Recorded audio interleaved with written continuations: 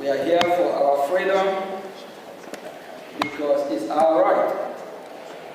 And today is our first congressional briefing. And we have our special guest here. We Biafrans are familiar with who he is. He's someone who advocates for freedom, human rights, and also religious rights. We have our special guest, Marco Ruby. And Marco Ruby is Senior Fellow, American Enterprise Institute. Thank you, Marco.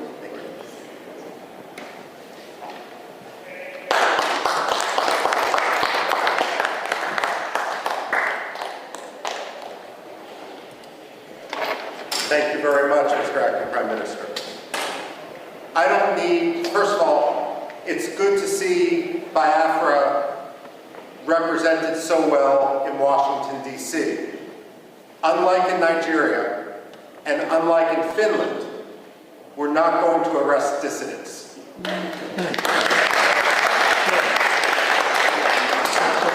I'm a historian by training, and especially with this audience, we don't need to tell you that Biafra may have redeclared its independence, but it is a long history.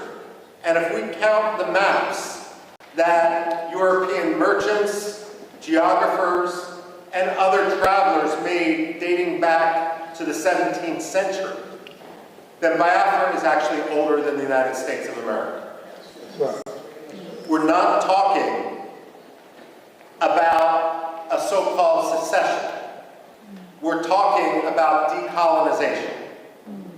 And when we look at Africa today, we must recognize that the problem of colonialism is no longer based in London and in Paris.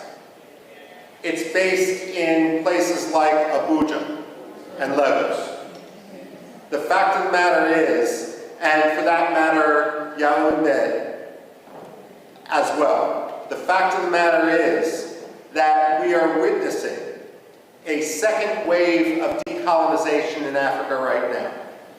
Biafra, Amazonia, Somaliland are at the front line of a struggle for freedom, religious freedom, as well as simply personal, economic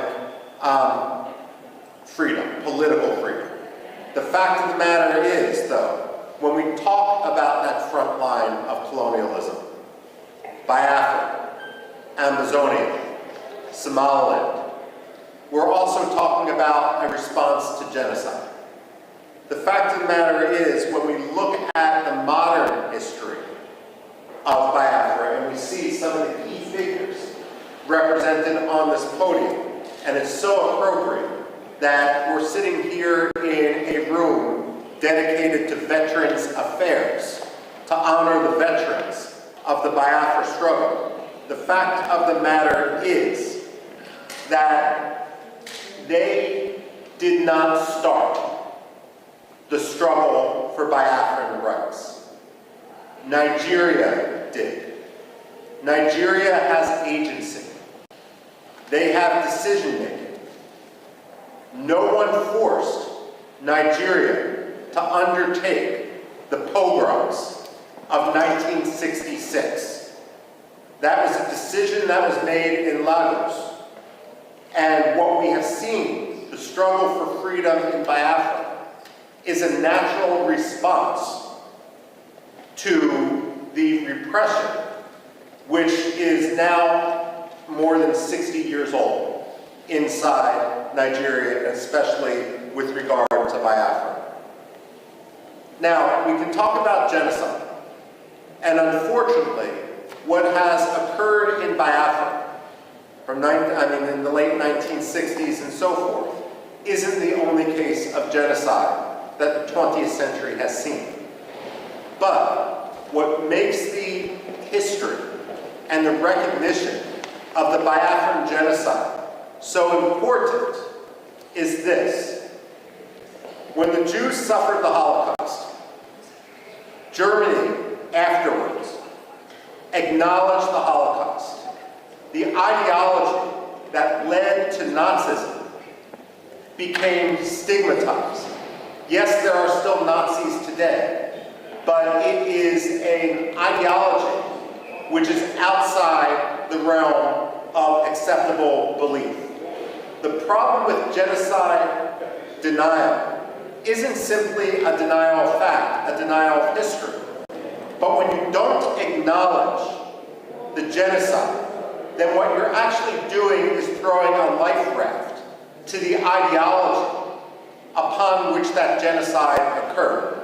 So when you have someone like the late Muhammadu Buhari, whose hands were covered in blood from the events of the Biafra genocide, rise to the presidency of Nigeria without anyone acknowledging his role, that simply perpetrates and legitimizes that genocide.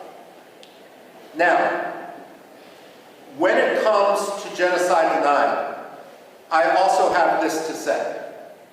When people debate foreign policy in the United States, one of the progressive slogans that we hear time and time again is no blood for oil. Well, I have a message for Alexander Stubb. No genocide for oil. Finland has been a disgrace. Stubb has kowtowed to Turkey at the expense of the Kurds, at the expense of other dissidents, for the sake of getting Turkey to lift its de facto veto for Finland's NATO membership. Now he's kowtowing to the Nigerian government by arresting Simon Ekpa for the sole reason of advocating against genocide and of providing, frankly, at this point, the only reasonable way forward given the actions of the Nigerian state. Now, we can't engage in wishful thinking, and unfortunately that has been the problem in the United States. I would argue that Europe is more engaged in a cynicism, where they simply want Nigeria's oil, and let's be frank, it's not Nigeria's oil. It's Biafra's oil, the Delta region and so forth. The fact of the matter is they feel it's easier to have a relationship with a dictator, and they're going to look the other way. Never let the Europeans pretend that they stand as a representative of human rights when they act in such a cynical, racist, and way that is so contrary to life, liberty, justice, freedom, political rights. The fact of the matter is, the Europeans need to be called out each and every day for that. Finland, especially. Now, I would go so far as saying Finland doesn't deserve the plaudits that so many people, Amnesty International, Human Rights Watch, tend to ascribe to Scandinavian powers. I would today argue that through its actions behind the scenes, by laundering the Nigerian government, by allowing, by cynically using this mantle which it had developed over decades as a protector of human rights, that Finland has become one of the most cynical promoters of human rights abuses, on par with Russia, with China, and with others. The only difference is Russia and China are much more open about what they're doing. Finland thinks they can have it both ways. Now, when it comes to the United States, however, the United States isn't blameless. We have two problems here. The first is the problem of the American perception of history. Whether you're Republican, whether you're Democrat, I don't care. And the fact of the matter is, Biafra, like Cyprus, like India, should be a bipartisan cause. There's nothing partisan about freedom and liberty. And I say that as someone who personally is a Republican, but I was a Congressional Black Caucus Foundation fellow working for the late Congressman Bill Brgie, who was a Democrat. So I say this not just as wishful thinking, but someone who truly believes in the importance of principle and its triumph over cynical partisanship. But let's face it, both the Republicans and the Democrats have a problem, and American society in general, and that's our general ignorance of history. In our own political culture, whether it's a Republican coming in after years of Democratic power or a Democrat coming in after years of Republican power, there's a tendency to believe that history is only 4 or 8 years long, and that every president who enters the Oval Office or Secretary of State who enters that 7th floor of their office of the Dwight D. Eisenhower building in Foggy Bottom, that they can somehow have a tabula rasa, that the past doesn't matter. Well, let me set the record straight. The past does matter. The past can't be forgotten. And we wouldn't be here today if it weren't for repeated efforts to work within the system, only to be crushed by Nigerian corruption, Nigerian dictatorship, and Nigerian cynicism. And if I may, Nigerian religious animosity on the parts of some sectarian communities. Now, one problem, of course, is then that U.S. historical ignorance, and this is where it's so important for the Biafrans to really rally, to meet with Democrats, to meet with Republicans, not to meet and spend all those times meeting with those who agree with you, but actually concentrating their efforts on those who disagree. The fact of the matter is, Americans need an education in history, and they need an education in history quickly, because the price of American ignorance is going to be tragedy and more killings in Biafra. Now, that's one problem. The other problem is a tendency of the United States to engage in wishful thinking. There are 2 types of ambassadors that the State Department sends abroad.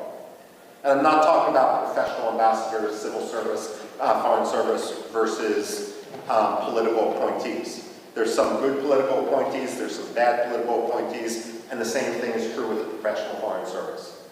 But among ambassadors, however they get their job, there's 2 general styles.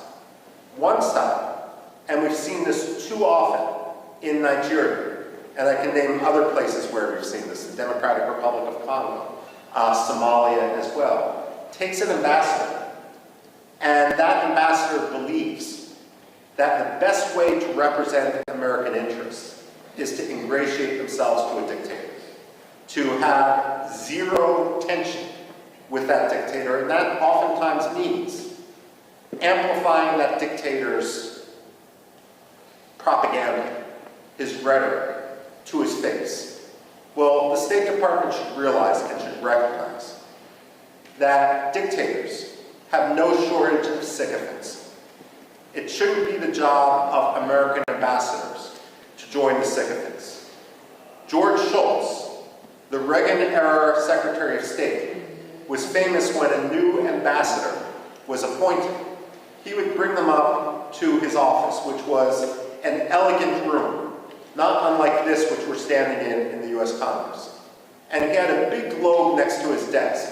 And he would always ask the ambassador appointee, point to your country on the globe. And if they pointed to Nigeria, or they pointed to France, or they pointed to Burma, or they pointed to Pakistan, God help them, he would point to the United States and say, this is your country. You never forget it. When we send ambassadors abroad, their job should be to speak truth to power. It shouldn't be to kowtow to a dictator. And if that means calling out Nigeria for its abuses in Biafra, for its abuses of religious freedom, so be it. It may mean you're not going to get invited as the ambassador to this reception or that state dinner. Well, that's the price of being an ambassador and being truthful. Your job isn't to make a dictator feel good. It's to promote American interests as a U.S. ambassador. And one of the top American interests is religious freedom. The reason why religious freedom should be such a top priority is it really is the canary in the coal mine. It really is the metric by which to see whether a dictator's rhetoric and actions meet. When former Secretary of State Antony Blinken went to Nigeria and he met with the late Muhammadu Buhari, and he removed Nigeria from the religious freedom watch list, that was wishful thinking. It didn't make Nigeria a better place. It didn't stop the killings in Biafra. It didn't stop the killings elsewhere in Nigeria. All it did was signal to the Nigerian government that they could quite literally get away with murder. Wishful thinking has consequence. The United States also needs not to believe its own spin and not to try to force, cynically use the Biafran issue to advance its other causes. So, for example, I don't know how many times I've talked to people who are partial to the Nigerian government in the United States and will accept the Nigerian lies. And they will say that what we see happening in the Southeast has nothing to do with religious hatred, with religious intolerance on the part of the Nigerian government. It's all about climate change. Let me tell you this, and I've actually said this to the State Department. Climate change does not charter buses in order to ship Fulani militiamen into Biafra to kill Christians. That's not China. That's not climate change. That's ethnic cleansing. That's religious hatred. That's sectarian cleansing. American wishful thinking isn't polite. It doesn't make diplomacy easier. It simply gets people killed. And this is also why it's so important for the Biafran people to rise up and not only work to establish their freedom in Biafra, to reestablish their country. It's also important for them to educate Americans. Now, as many of you know, my background and what I did when I worked at the Pentagon actually focused much more on Middle East history. That's what my PhD is in, and so forth. And having worked for more than 2 decades on issues that have some parallels, let me say this, and this may be controversial to say. Nigeria can't always be the enemy. And the reason I say this is, while Biafra must be free, there can be no compromise on it. At the same time, an independent Biafra is only going to thrive when Nigeria, its neighbor, is at peace with itself and with its neighbors. The fact of the matter is, the Biafrans are an engine of democracy. They were always historically the intellectual capital, the economic capital of Nigeria when they were under Nigerian occupation. But at the same time, they have a role not only to win freedom for Biafrans, but that freedom is only going to be confirmed when Nigerians also win their freedom, when corruption no longer governs Nigeria, and when the Nigerian military and Nigerian politicians don't cynically use religion in order to advance their own Swiss bank accounts. This is important, and this is a conversation, for example, it's understandable that you focus on Biafra, but this is an example which I've had conversations in the past with Iraqi presidents and prime ministers, and Kurdish presidents and prime ministers, and there's a recognition, despite the century-long struggle of the Kurds, the so-called largest people without a nation, to win their freedom, to win their independence. Many of them have also come to recognize that that independence is going to take real reform instead of ruin for their neighbor next door. I've had this conversation with the Cypriots and the Greeks, vis-a-vis Turkey as well. Turkey is a problem today, and Turkey is a problem which is going to work with the Nigerian government in order to kill Biafrans.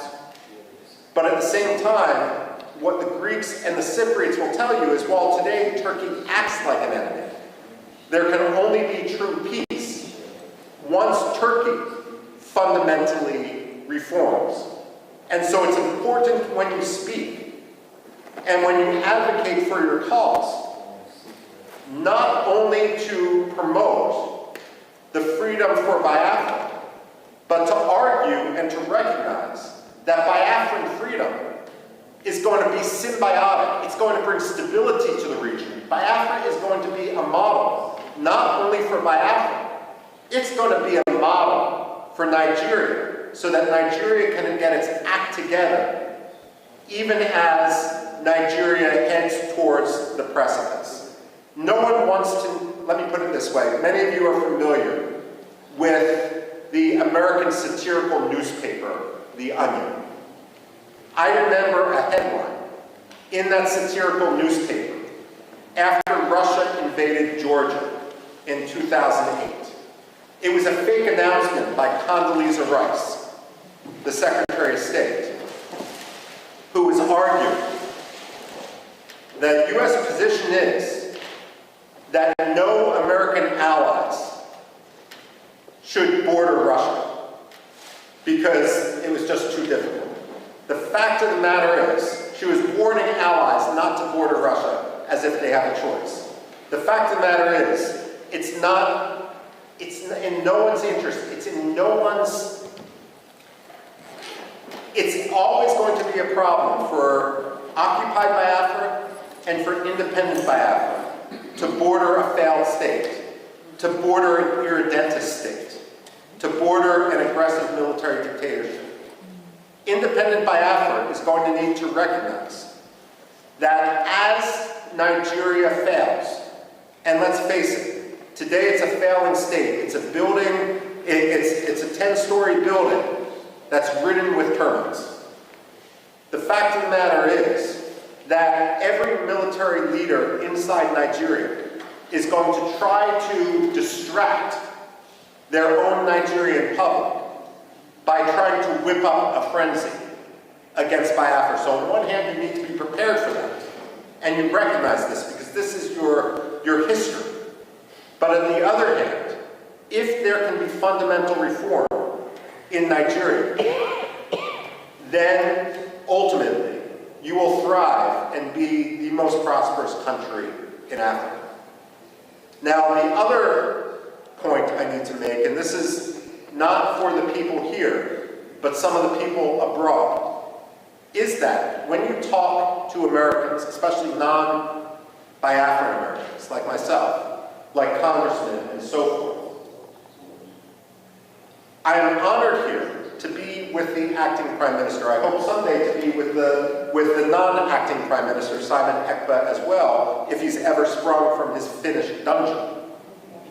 But the fact of the matter is, as an American, as someone who obviously has no Nigerian heritage,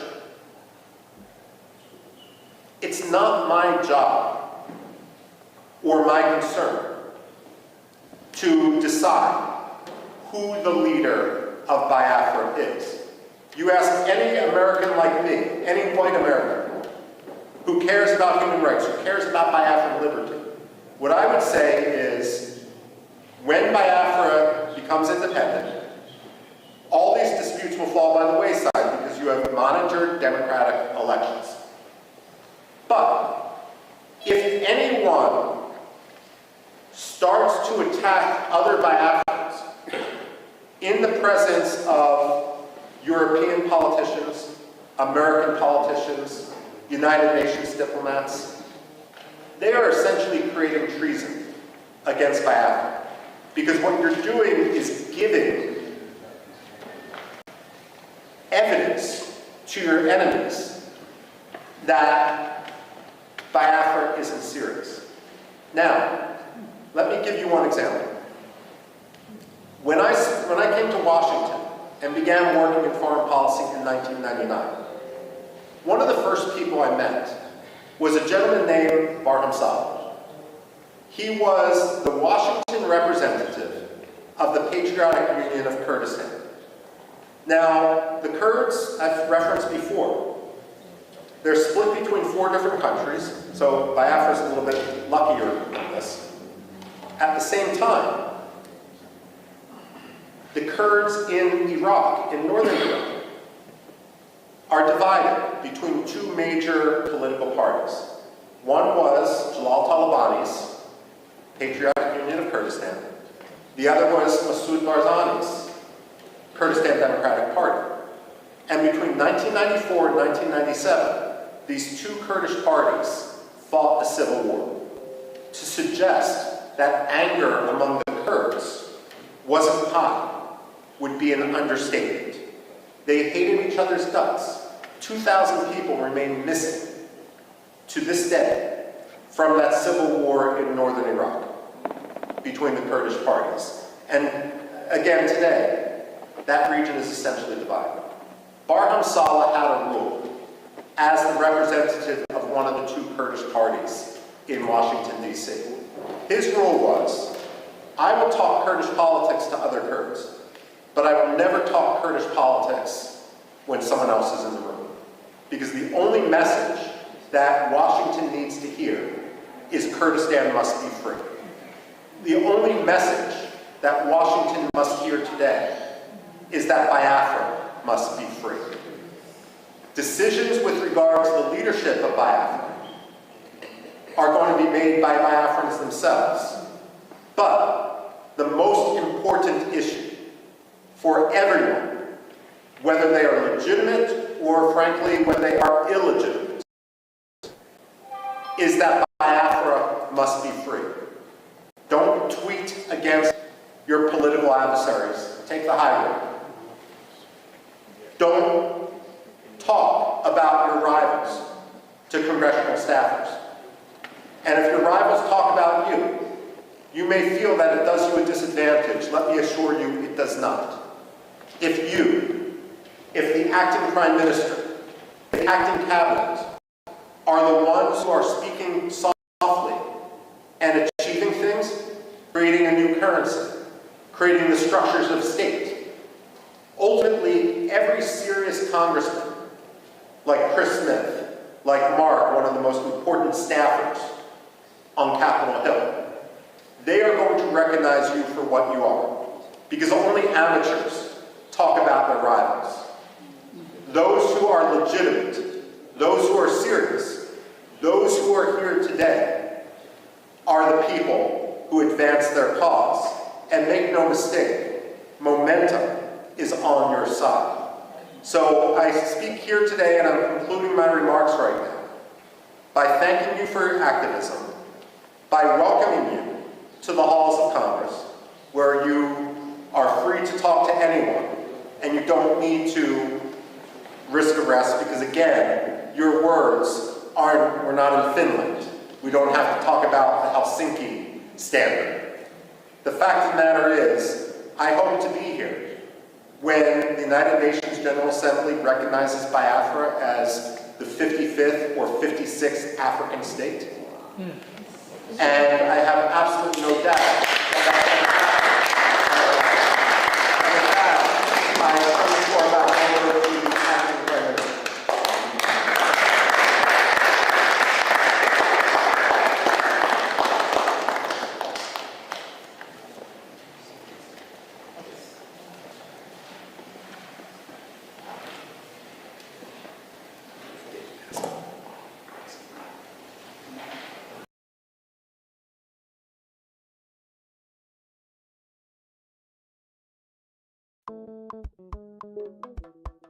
Life is a process, no matter how you go about it. Mazi Okechukwu Nkere, Omalicha Nwoke, the Biafran Republic Government and Exile Finance Minister, is humbly campaigning for global Biafran financial support for the purpose of Finland Convention, Biafran Defense Forces, and redeclaration-related activities. I appreciate all Biafrans who have been supporting our liberation movement.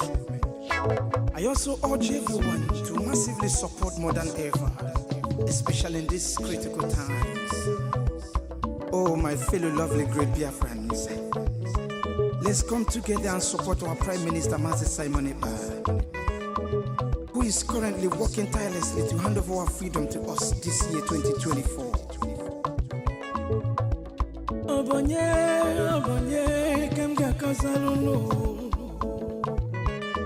Freedom is coming, yeah, yeah. Yo, yo, yo, yo, yo. Masi Okechukwu. Salute every Biafran especially. Yeah, yeah. Okechukwu kama. Okechukwu kaina yo no. Okechukwu kama. Onyamana gidi bakulo unu. Okechukwu kama. Welu ndidi chukwu kazebele. Okechukwu kama. Okechukwu kama. Asi Okechukwu kere nekelunu. Okechukwu kama. Okechukwu kaina yo no. Okechukwu kama. Okechukwu kaina yo na nyasi. Okechukwu kama. There is no magic to progress and success in life.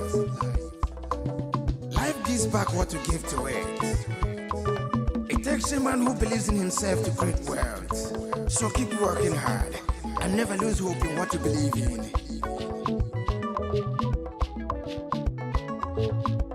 Ayakata. Life is not easy.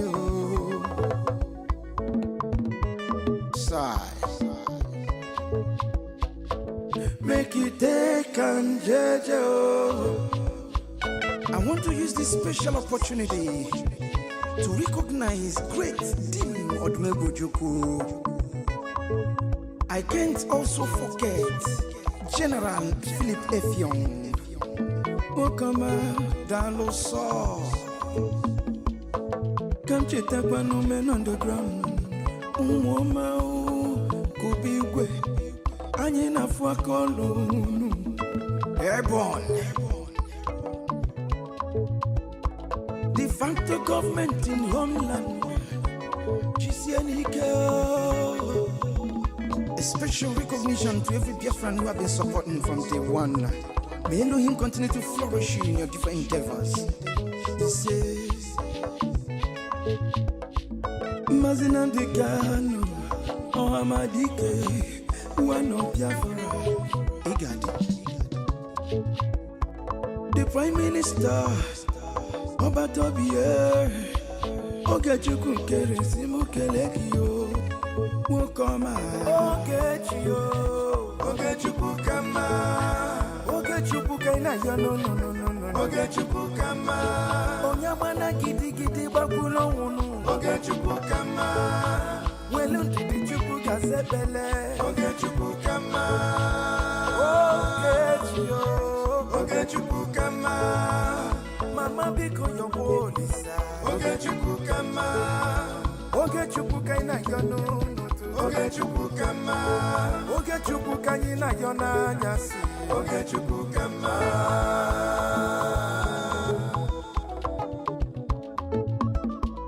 Ayole, ayiga kolone garole nu. Uwi bole, chetakwa na ndubofuo. 1 + 1 is 2, 2 + 2 is 4.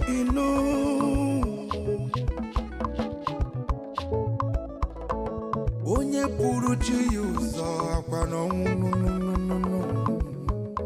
Joy. Don't give up when he's so close. Okechukwu Kama, never you give up, no. Okechukwu Kama, believe in your dreams, brother. Okechukwu Kama, never you say no. Okechukwu Kama, Okechukwu kaina yon. Okechukwu Kama, never you down your faith, no. Okechukwu Kama, keep your Keep on fighting, A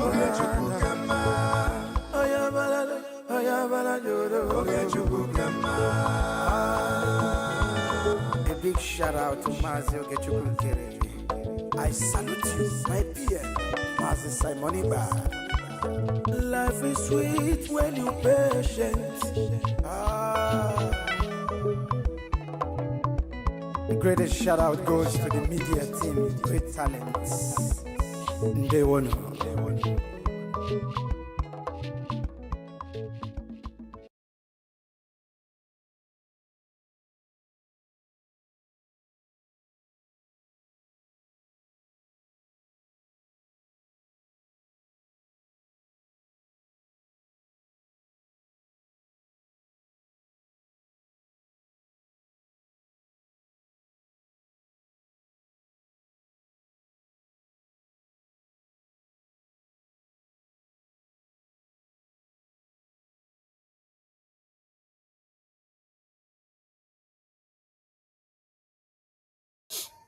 Let's observe a minute silence to the fallen heroes of Biafra, and the time starts now.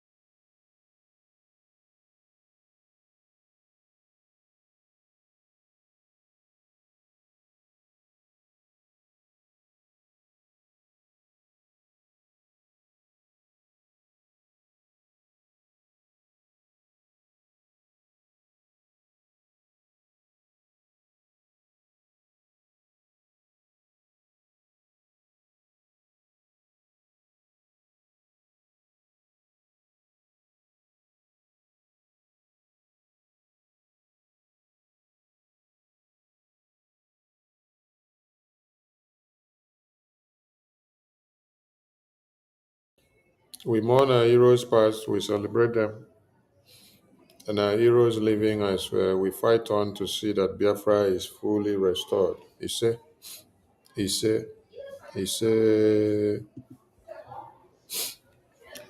a warm greetings to all Biafrans, and we are happy to have you all back here again. Please, as you join this program, you share and invite other people in. Somebody said, which day our Oyibo friend go visit us again? Hey, our Oyibo friend will visit us when it is necessary. His first appearance was to send a message to the enemies of Biafra, and we appreciated his appearance. It's not everything that must be in the open media. We salute and appreciate all Biafrans who have been doing the needful for us to continue to keep the flag flying above sea level. We salute our leaders that have lived before us and our leaders that are still living and behind bars, and our heroes that are fighting in the battlefield to see that Biafra land is safe and protected. I salute our APM, the man of the moment, the man everyone speak up and look up to. I salute the BRGI cabinet. I salute the de facto government in the homeland. I salute the defense forces. I salute all Biafrans globally, most especially the financially up-to-date Biafrans and committed who are using all their earnings to make sure we do what we have to do. I start today's program with the message of Michael Rubin. That was the U.S. congressional briefing on Biafra.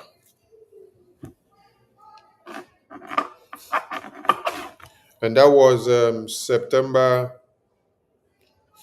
18, 2025. That was the day we opened the door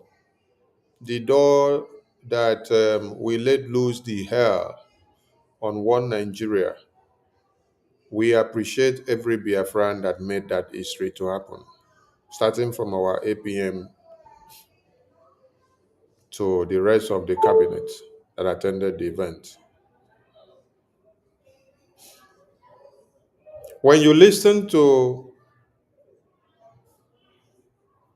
Michael Rubin from his speech at the congressional briefing,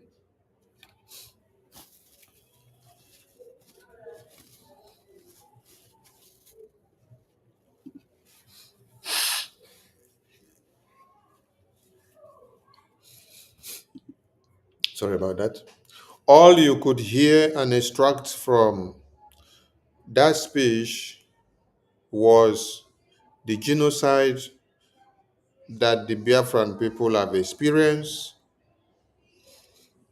He made it clear that the genocide today we are talking about is not in Afghanistan, is not in Pakistan, is not in Libya, is not in Sudan, is not in Iraq, is not in Syria, but it is in Nigeria, emanating from Abuja and Lagos, where they are seated and making the decisions. So for some of you that could not have the wishful thinking of what was befalling you from this congressional briefing, you need to go back and watch the speech of Michael Rubin over and over and over again. Yes, because that is from where you had the Christian genocide on the Biafran people and on the Nigerian people coming from. I told you guys that the congressional briefing on Biafra was a key to open the door for Biafra, a key to open the door to the breakage of Nigeria, a key to see ex-Nigeria on the platter, a key that made hope alive for Christians that have been massacred in Nigeria for years. Some of you did not pay attention. There's one thing about some of you, you just listen to videos without assimilating something. When you listen, try to pause the video and drag it back again and listen to what the speaker is saying. And then see what you can extract from what the speaker is saying. Try to add it up and see if it is actually what you needed to hear or what you had expected, or if it is a different message that is coming out. The congressional briefing on Biafra was the key to open the door, and the door was opened. So visit the Biafra Republic government.org website and watch the congressional briefing. Watch the speech of Michael Rubin over and over and over again. You will hear him pronounce the Christian genocide over and over and over and over and over again. The Christian genocide on the Biafran people, the Christian genocide on the Nigerian people, the Christian genocide, the Christian genocide. He pointed Nigeria to the Christian genocide. He made it clear that we gathered in that congressional building to send a message to the US government and that they had expected this kind of event to happen, to be a key to open and to break through and to destroy the terrorists that have gathered in the name of one Nigeria, to destroy Christians for years. So do well to revisit the congressional briefing. Listen to Michael Rubin over and over and over again. Now, you have to think Biafra going forward. You have to dream Biafra and think Biafra in the morning. You have to think Biafra in the afternoon. You have to think Biafra at night. You have to think Biafra when you sleep and dream. You have to think Biafra and support the liberation and the diplomatic effort of BRGI for Biafra. If you do this, the sky will be our limit and we will go very far. We've achieved much with the little that we had, but we need more support from every Biafran. The door is open for every Biafran to walk in, and the window of mercy will soon close. Revive your integrity before the window of mercy closes.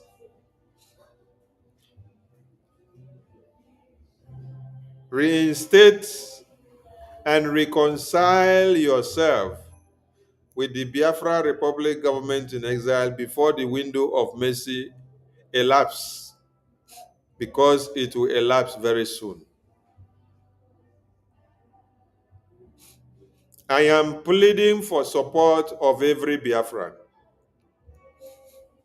If you are angry with Sonny, if you are angry with Nkere, if you are angry with Simon Ekpa, if you are angry with Mazi Nnamdi Kanu, if you are angry with Mazi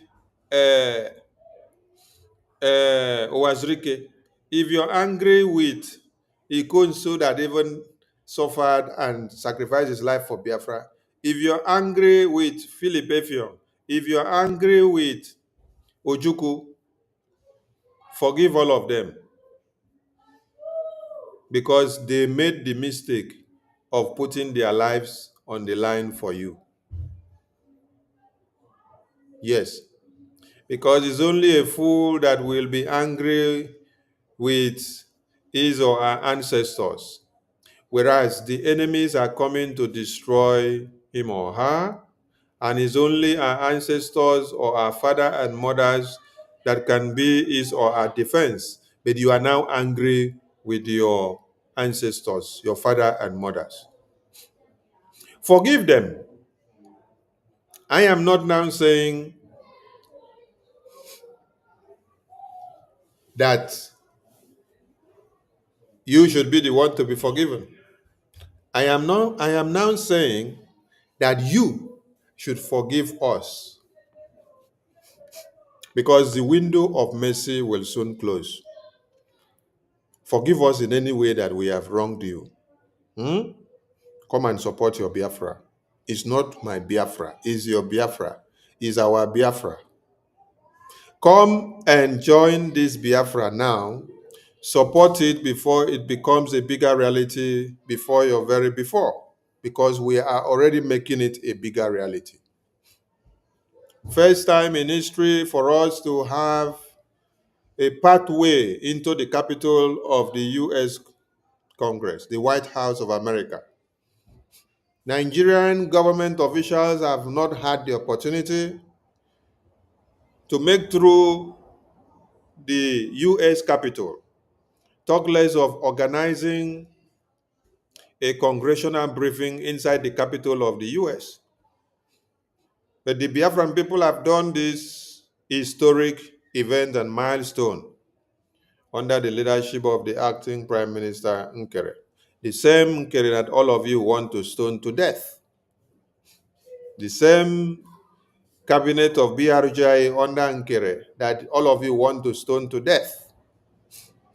The same Sonny that all of you put his name on a spike and say you must kill him, and you write all sort of nonsense. It doesn't move me. I'm not deterred, but I say thank you to every Biafran who have stood their ground to this very day.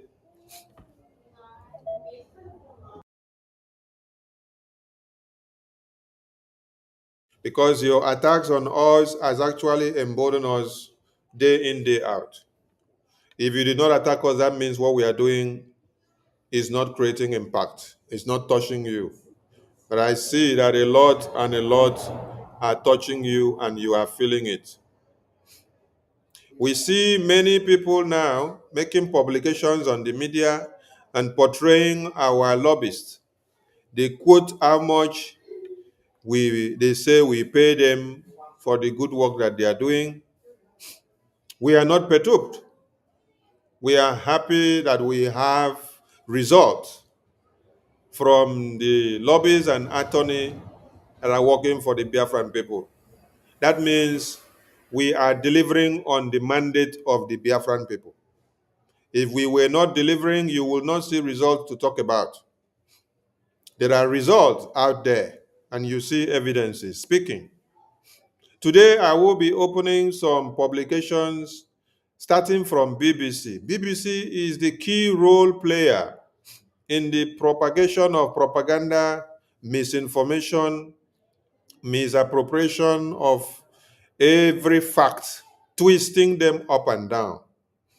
These are the people that played a key role in the propaganda leaflet against the Biafran people from 1966 to 70s.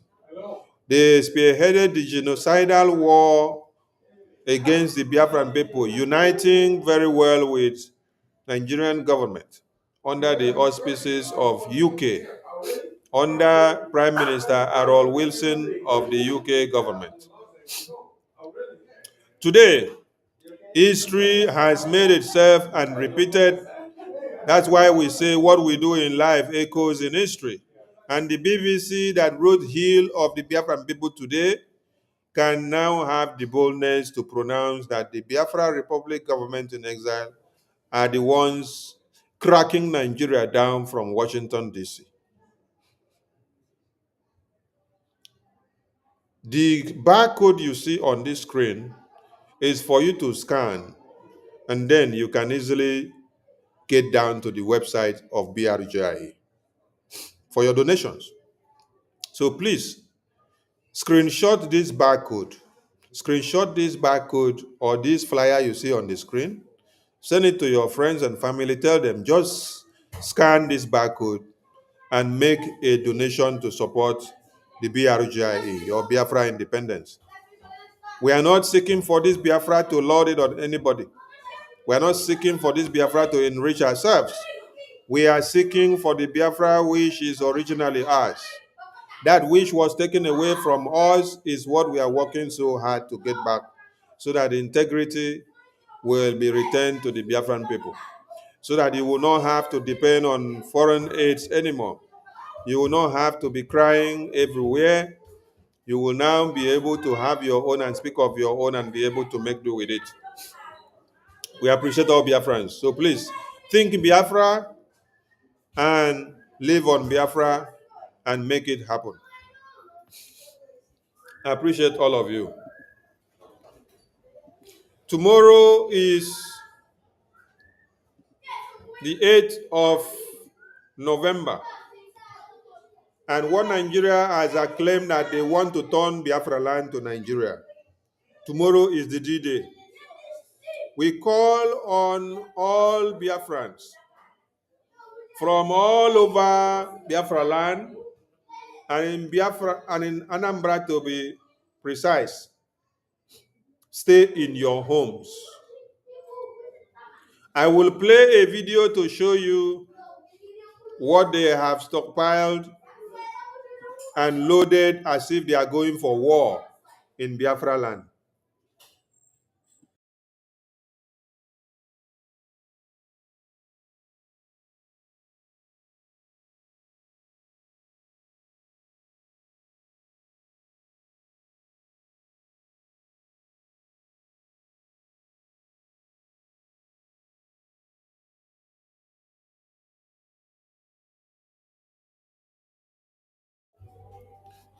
Nigerian terrorist government under Soludo in Anambra has marched in truckloads of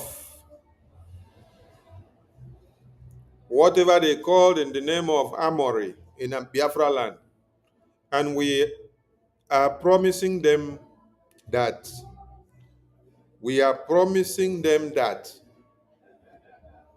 they will not get one Biafran to kill.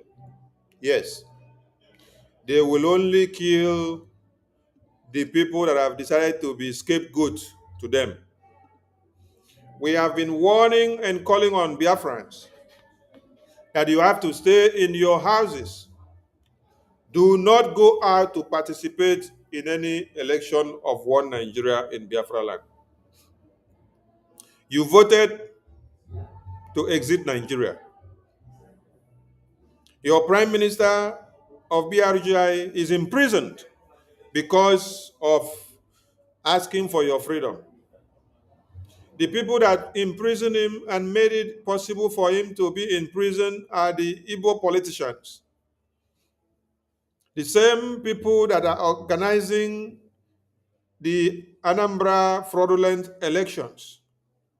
Will you be very stupid to participate in any shambolic elections that has caused the lives of your babies, women, and children, and has imprisoned your leaders?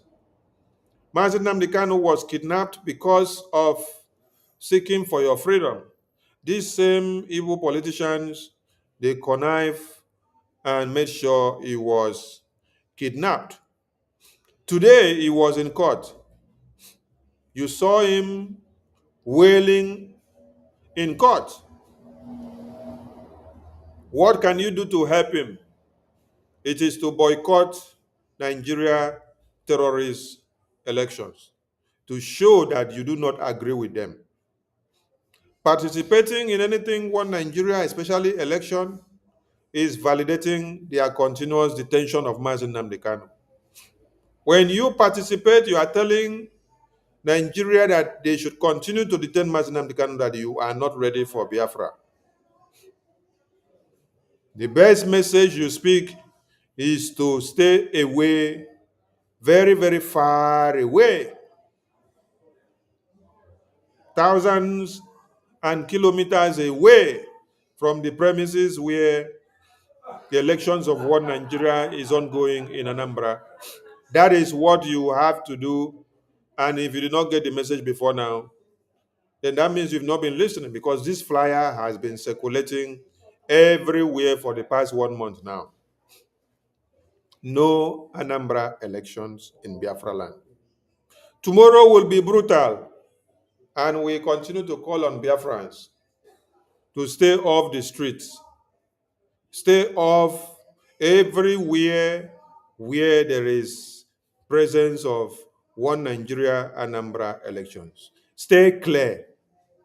Allow them to fight the fight with the spirit and the angels of God. Allow them to fight the fight with those that God have sent to answer them in miraculous ways. Do not show up in any election ground, because the structural engineers will be everywhere to restructure some structures in Anambra tomorrow, being the 8th of November 2025. Every Biafran should adhere to these instructions and take it very, very kindly, because we have lost too many people. Mazi Nnamdi Kanu is in detention because of asking for your freedom. I see no reason why you will abandon him and you go to sing the praises of one Nigeria. Stay in your houses. Don't become a scapegoat. Make the work easy for the defense forces of Biafra to protect you in your homes. Don't make the work difficult for them.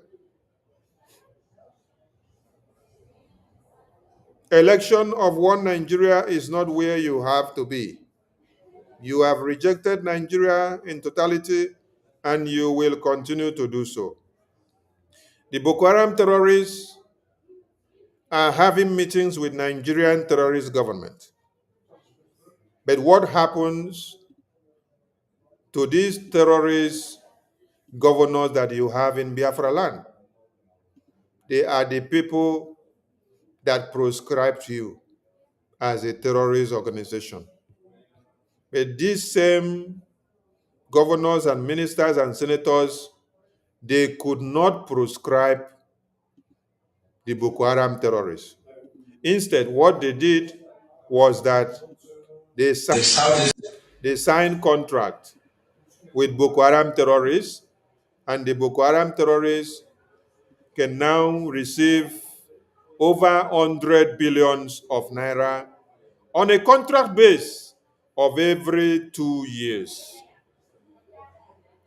Boko Haram terrorists did not come to Biafra land to proscribe you. The federal government of Nigeria did not come to Biafra land to proscribe you. Who proscribed you? It was these terrorist criminals that call themselves governors. By the time you now continue to go to validate them, it means your brain cells are not working. Do you see any Kaduna or Hausa or Yoruba or Middle Belton governor here calling you a terrorist organization or proscribing you? No. The people you saw here proscribing you are your Igbo politicians, the ones that have become slaves to the Nigerian terrorist government. Today, you see that in the wake of event, while Donald Trump and the American lawmakers are asking for accountability from the Nigerian leaders, what you see that is happening is that all the northern elite, they are waking up to fight back and to push back against the Christian genocide characterization. But what do you get from your own governors and ministers? What you got from your own governors and ministers is that they are the people that proscribe you. They say you are terrorists. But when you look around today, you see that the northern governors and elite, they are the people protecting the integrity of the terrorists. They are telling you that you cannot clamp down on the terrorists. They are telling you that there is no Christian genocide. I want all of you to reason and understand something. When Akpabio was in the Senate, with the Senate chambers, even today, I have come across another video where Akpabio has also stopped the senators from commenting on Donald Trump again. And some people don't get the message. Akpabio is a Biafran, and he's trying to protect where he comes from. But the Northerners are telling you, you have to talk about this matter.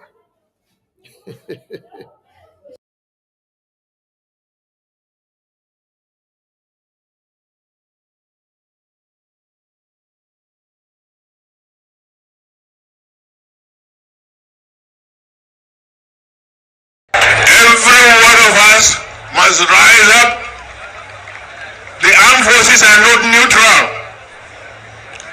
They collude. They collude. They collude with the armed bandits. They kill people, kill Nigerians. They facilitate their movements. They cover them. If you are depending on the armed forces to stop the killings, you will all die one by one. Every one of us must rise up. The armed forces are not neutral. They collude. They collude. They collude with the armed bandits. They kill people, kill Nigerians. They facilitate their movements. They cover them. If you are depending on the armed forces to stop the killings, you will all die one by one. Every one of us must rise up. The armed forces are not neutral. They collude. They collude. They collude with the armed bandits. They kill people, kill Nigerians. They facilitate their movements. They cover them. If you are depending on the armed forces to stop the killings, you will all die one by one. Every one of us must rise up. The armed forces are not neutral. They collude. They collude. They collude with the armed bandits. They kill people, kill Nigerians. They facilitate their movements. They cover them. If you are depending on the armed forces to stop the killings, you will all die one by one. Every one of us must rise up. The armed forces are not neutral. They collude. They collude. They collude with the armed bandits. They kill people, kill Nigerians. They facilitate their movements. They cover them. If you are depending on the armed forces to stop the killings, you will all die one by one. Every one of us must rise up. The armed forces are not neutral. They collude. They collude. They collude with the armed bandits. They kill people, kill Nigerians. They facilitate their movements. They cover them. If you are depending on the armed forces to stop the killings, you will all die one by one. Every one of us must rise up. The armed forces are not neutral. They collude. They collude. They collude with the armed bandits. They kill people, kill Nigerians. They facilitate their movements. They cover them. If you are depending on the armed forces to stop the killings, you will all die one by one. Every one of us must rise up. The armed forces are not neutral. They collude. They collude. They collude with the armed bandits. They kill people, kill Nigerians. They facilitate their movements. They cover them. If you are depending on the armed forces to stop the killings, you will all die one by one. Everybody, this is Judd Saul with Equipping the Persecuted. I'm the executive director. And I just want to bring attention to a situation that our team has come across in Nigeria. It's hard for me to put it into words, what we've run into. Our team got a call of a group of Christians that needed immediate aid. And we found out that these are people who had been ransomed out from a terrorist camp. And what's happening is Fulani Muslim terrorists frequently kidnap people and ransom them out. And many times if they don't pay ransom, a lot of them are killed. But a lot of people never ask the question, what happens to Christians if they're not ransomed out of these camps? Well, we've discovered a camp run by Fulani Muslim terrorists where Christian children, men, women are being starved to death. They're being beat and tortured on a daily basis. And a group of these victims have been ransomed out, and they came out looking like Holocaust survivors. The situation was absolutely horrendous. And we immediately deployed aid and resources to bring them back to health, cover any medical costs. And they are so traumatized, we're having people come alongside them to help them through all this trauma, to just digest everything that happened.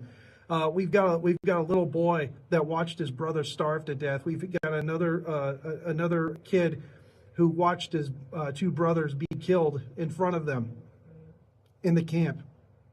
And these are at the hands of radical Fulani Muslim terrorists. And we know there's 200 people still in this camp. This camp hasn't been liberated, and we have reason to believe that the Nigerian government knows that this camp exists because this camp is close to a military base in Kachia, Nigeria. Now, I'm trying to raise as much attention and awareness on this as possible so we can once and for all try to put an end to persecution in Nigeria, to raise awareness and tell the Nigerian government enough is enough. Protect your own citizens. Stop this madness. And I'm calling on the U.S. government and any other foreign government to lay pressure on Nigeria until they can start protecting its own citizens. Our mission has been on the ground there for 4 years. I've seen death. I've seen horrible things. But this is just beyond horrendous and awful. Still, last year, over 5,000 Christians were killed. There's still well over 3 million Christians who have been removed from their homes, living in camps. But then on top of it all, they're going in and they're kidnapping Christians and torturing them and starving them to death. So I'm calling on everybody that sees this video. Please visit our website, support our mission so we can continue to help fight the persecution, so we can help stop the persecution of Christians in Nigeria, and we can come to the aid of those that are in need, but also take action. Call your congressman, call your senator, call your governor, anybody you can talk to raise awareness about this situation so we can put a stop to this. But we can't put a stop to it if we ignore it. We can't put a stop to it if the Christian media ignores what's going on in Nigeria, and we can't stop this if the mainstream media ignores what's going on in Nigeria. I'm getting really tired of mainstream media and people saying that Christian persecution doesn't exist and it's just tribal conflict. That's baloney, it's malarkey. They are full of, I'm a Christian and I can't say the words I want to say. But let me tell you that we can do something about this with your help. Hey everybody, this is Judd Saul with Equipping the Persecuted. I'm the executive director. And I just want to bring attention to a situation that our team has come across in Nigeria. It's hard for me to put it into words, what we've run into. Our team got a call of a group of Christians that needed immediate aid. And we found out that these are people who had been ransomed out from a terrorist camp. And what's happening is Fulani Muslim terrorists frequently kidnap people and ransom them out. And many times if they don't pay ransom, a lot of them are killed. But a lot of people never ask the question, what happens to Christians if they're not ransomed out of these camps? Well, we've discovered a camp run by Fulani Muslim terrorists where Christian children, men, women are being starved to death. They're being beat and tortured on a daily basis. And a group of these victims have been ransomed out, and they came out looking like Holocaust survivors. The situation was absolutely horrendous. And we immediately deployed aid and resources to bring them back to health, cover any medical costs. And they are so traumatized, we're having people come alongside them to help them through all this trauma, to just digest everything that happened. We've got a little boy that watched his brother starve to death. We've got another kid who watched his two brothers be killed in front of them in the camp. And these are at the hands of radical Fulani Muslim terrorists. And we know there's 200 people still in this camp. This camp hasn't been liberated, and we have reason to believe that the Nigerian government knows that this camp exists because this camp is close to a military base in Kachia, Nigeria. Now, I'm trying to raise as much attention and awareness on this as possible so we can once and for all try to put an end to persecution in Nigeria, to raise awareness and to tell the Nigerian government enough is enough. Protect your own citizens. Stop this madness. And I'm calling on the U.S. government and any other foreign government to lay pressure on Nigeria until they can start protecting its own citizens. Our mission has been on the ground there for 4 years. I've seen death. I've seen horrible things. But this is just beyond horrendous and awful. Still, last year, over 5,000 Christians were killed. There's still well over 3 million Christians who have been removed from their homes living in camps. But then on top of it all, they're going in and they're kidnapping Christians and torturing them and starving them to death. So I'm calling on everybody that sees this video. Please visit our website, support our mission so we can continue to help fight the persecution, so we can help stop the persecution of Christians in Nigeria. He was calling on everyone to support them, to see to the end of the Christian genocide. And today, a bigger way of help as a match. Donald Trump has swayed in through the compulsion and the work of the Biafran Republic government in exile and the senators and reps and the lawmakers of America. So he was asking you to throw in financial support so that they can be able to do more because they happen to be kind of an NGO. So as a Biafran, this man here is a foreigner who is actually asking you for financial support for them to be able to look into those that have been massacred and sent out of their homes, which the government of Nigeria do nothing about it.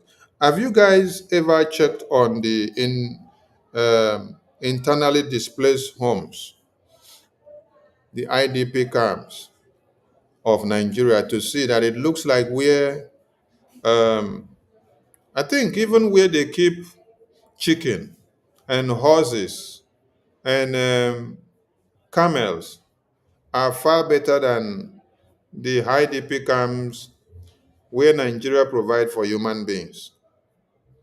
They use tarpaulin to wrap around like this. They put sticks and they use tarpaulin to wrap around. Then you are sleeping on the floor. Cold, they enter your body. While the terrorists that came into your lands now go and take your homes. And the government of the day claps for them and they cannot do anything because they are working with the terrorists. Boko Haram terrorists do this, and foreigners are even the one that is coming to your aid, while the politicians that you fought to go into power pays these terrorists to carry out this very act. How many of you are aware that the federal government of Nigeria are actually paying these terrorists to carry out these ignominious crimes against humanity?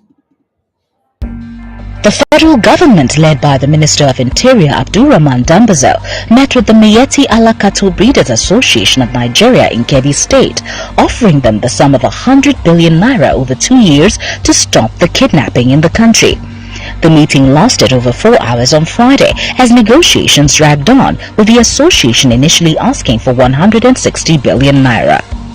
The minister said that the strategy was part of the steps needed to tackle insecurity in the country as prescribed by the Economic Community of West African States, ECOWAS. The herdsman crisis has risen since 2015 after Muhammad Buhari became president. Their rampage has spread not only in the north but also throughout the southern zones of the country. The killings by the herdsmen has led them to be tagged the fourth most dangerous and deadly terrorist group in the world by the World Terror Index. The acting Inspector General of Police, Muhammad Adamu, who was also at the meeting in Kebbi State, added that over 1,000 people have been killed and many more kidnapped in Kaduna. However, he said that this intervention was necessary to bring the criminals to book. The Kebbi State Governor Atiku Bagudu said hosting the meeting in his state shows the seriousness of President Muhammadu Buhari's administration in tackling the security challenges in the country. Responding, the president of the association, Alhaji Muhammad Kirua, said the meeting would serve as a foundation for peace between the Fulani herdsmen and farmers and among Fulanis themselves. Roots TV, Nigeria. Met with the Miyetti Allah Cattle led by the minister. You are being paid 100 billion naira on a contract basis to kidnap Christians and to massacre Christians and to commit Christian genocide. And the contract is to be renewed every 2 years. This is how they breed the terrorists that you see today. And what do the politicians of Igbo land do? This is what they are known for and what they are very good at. Listen to them. For those of you that want to go and vote for Igbo politicians tomorrow, listen to them. Oh, this pronouncement is not coming from Kafanchan.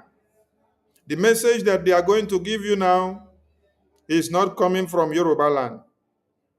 The proscription of IPOB, the indigenous people of Biafra, of whom they themselves are also indigenous people of Biafra.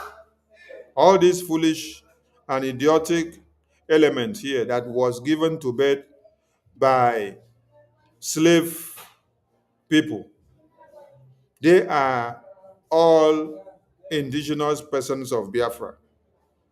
And they came out to proscribe their children, including themselves.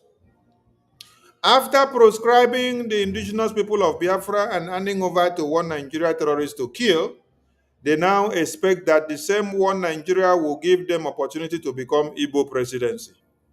Chineke na kpo all of you. Because that Igbo presidency, you cannot see it till you die. You can never see that Igbo presidency till you die. For as far as you sell out all your children in the name of pleasing Fulani terrorists so that you can become Igbo presidency, that Igbo presidency you can never see till you die. Generations upon generations will come, you will not see that Igbo presidency. Because Nigeria has become X now. Nigeria has been dissolved and destroyed already. We are just waiting for the final division on the table. That is what we are waiting for, and we are doing it gradually. It's a gradual process. Yes, we have taken it to the point that world leaders are seeing the dangerous and the destructive diversity in Nigeria. They have seen how volatile Nigeria has become, that even babies are not safe in Nigeria. Go to the Information Media and Communications official Twitter page. You will see a lifeless body of babies, lifeless bodies of babies who have been butchered in the belly. You will see how the terrorists invade homes and use knives to cut off heads of babies, cut off the bellies of babies. What is the crime of a baby of under 1 year to a Fulani terrorist? What crime did that baby commit? Even if a mother or father has committed a crime on this planet Earth, what crime has a baby that is not up to 1 year committed? A suckling child who is breastfeeding from the mother's breast. A knife was put on the neck and in the throat of that baby and slitted. A knife was also put through the belly of that baby and it was torn into two. You saw the intestine of a baby floating out. This is not something that happened 5 years ago. This is a recent track record. Go to the Information Media and Communications handle of the Biafra Republic government in Exile. You will see this video posted there. You see the rest of them in the hospital.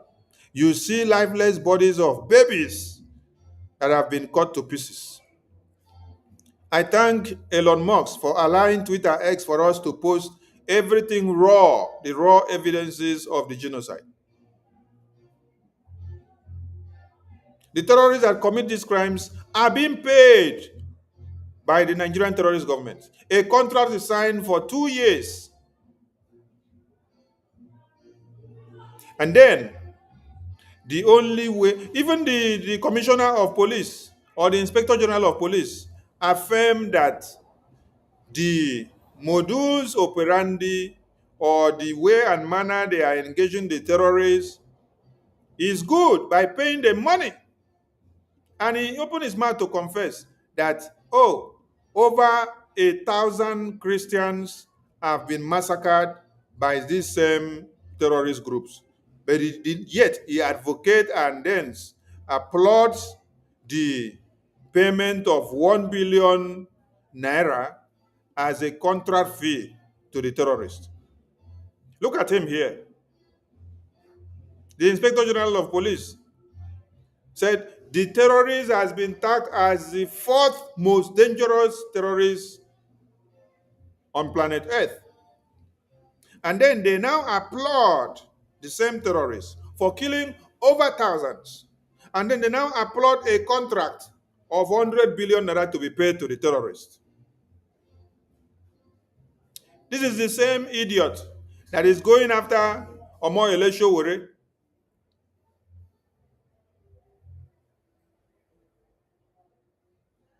because of speaking up against the genocide and the kidnapping of Mazi Nnamdi Kanu, telling them to release him now. They're now looking for Omoyele Sowore to arrest and lock up and kill because he is speaking up. You know, when you speak up in Nigeria, you become endangered species. They just love you, keep quiet as they massacre, they share the money, they make everything to go round. Then you just stay like zombie. You'll be looking at them. Rather, you clap for them for the genocide that they are committing. You tell them, yes, you guys are doing well. Continue to do more. I applaud all of you. It's good. But what do you get from Igbo terrorist politicians? What you get from them is that they are actually the ones that are pronouncing you as terrorists.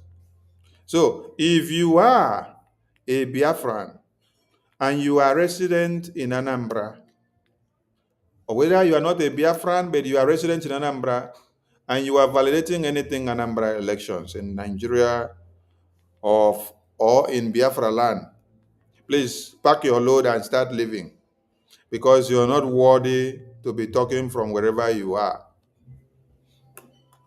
Because Boko Haram are protesting and protecting the existence of the Boko Haram terrorists today.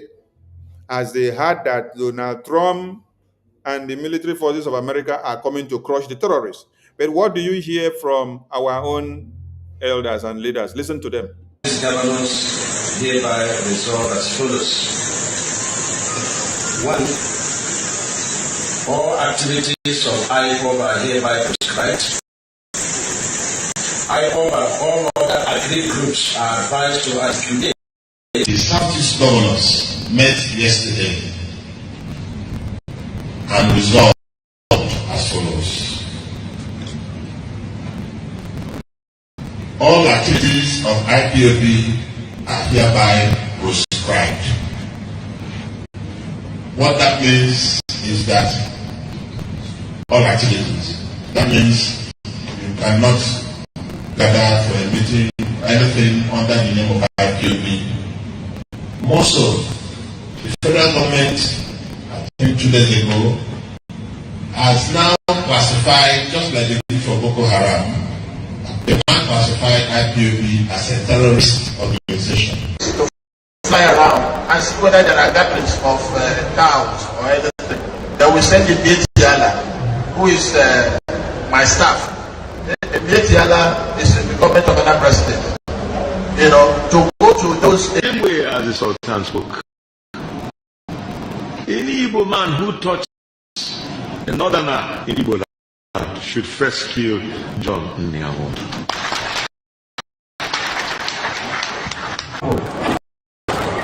Onye wasisi wetakwa ya n'obodo a. Mụ abụ Nyawo ga-support a. Stand here and keep here. It won't happen to leaders from other parts of the country. We are not happy about it. We are not happy about it.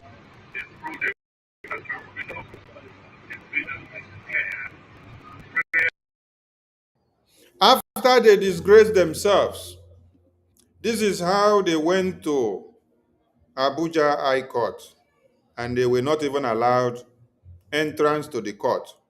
They treated them like nuisance. They blocked them from entry because they have no relevance.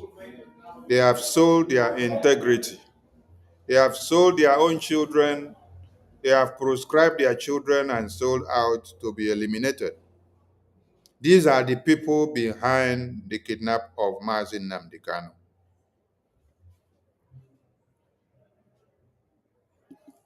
And tomorrow, many of you are rushing to where? To go and do election. There is no elections of one Nigeria in Biafra land. Get it very well. Now, do you know why they wanted to kill Akpabio inside the Senate chambers? The Northerners have always protected their terrorists. And the Biafran politicians have always sold out their Biafran leaders. And in this very scenario, Akpabio is trying to stop them from bringing the matter of Donald Trump into the Senate discussion. They say, no, you must be the one to carry it. We have to talk about it here. But these people have never for once brought the Boko Haram terrorist matter to be discussed here and to be eliminated. No. They have never for once decided that they must bring the Boko Haram matter, that they must discuss here and see that they eliminate the Boko Haram. Anytime that discussion sparks up in the Senate, the northern terrorist politicians, they will block that motion. And now they want to use Akpabio to spark the motion about Donald Trump sending the American military personnel to come and crush the terrorists. They have now changed the narrative from coming to crush the terrorists to invading Nigeria. And they want Akpabio to be the one to start the narrative. When you look at what is happening in the Senate, just watch and see what is happening. Breaking news should not break the society.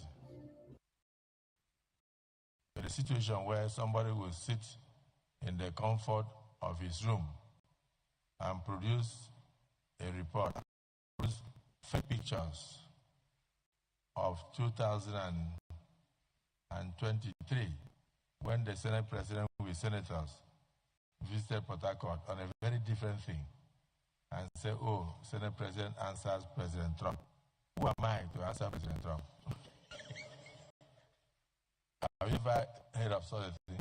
And the Senate President said that Nigerians are not complaining, that we like the way we are living. I can deal with it, but then that the Nigerians are not complaining. I have petitioned the police. I've also petitioned the DSS. The comment is in order.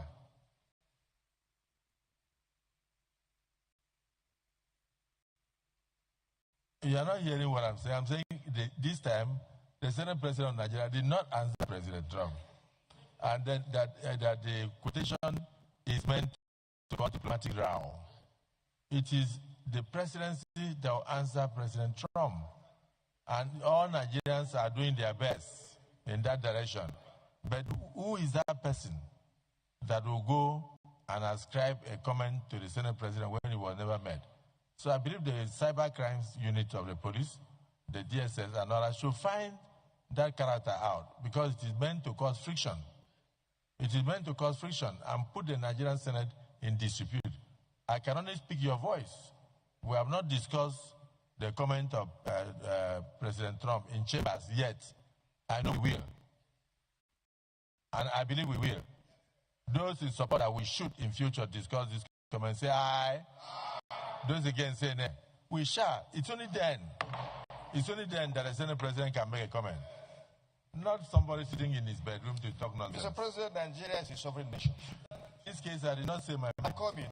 Don't be scared. I can say I said Yes, the Fulani terrorists, politicians, the northern terrorist politicians, they want Akpabio to start the fire against American military coming to crush the Boko Haram terrorists. I want everybody to understand what is happening here. Think out of the box. I am not here praising Akpabio. Akpabio is the most corrupt of all the senators in this place. But I want all of you to understand something. Akpabio is the one leading all the Biafran politicians here against Biafra. Yes.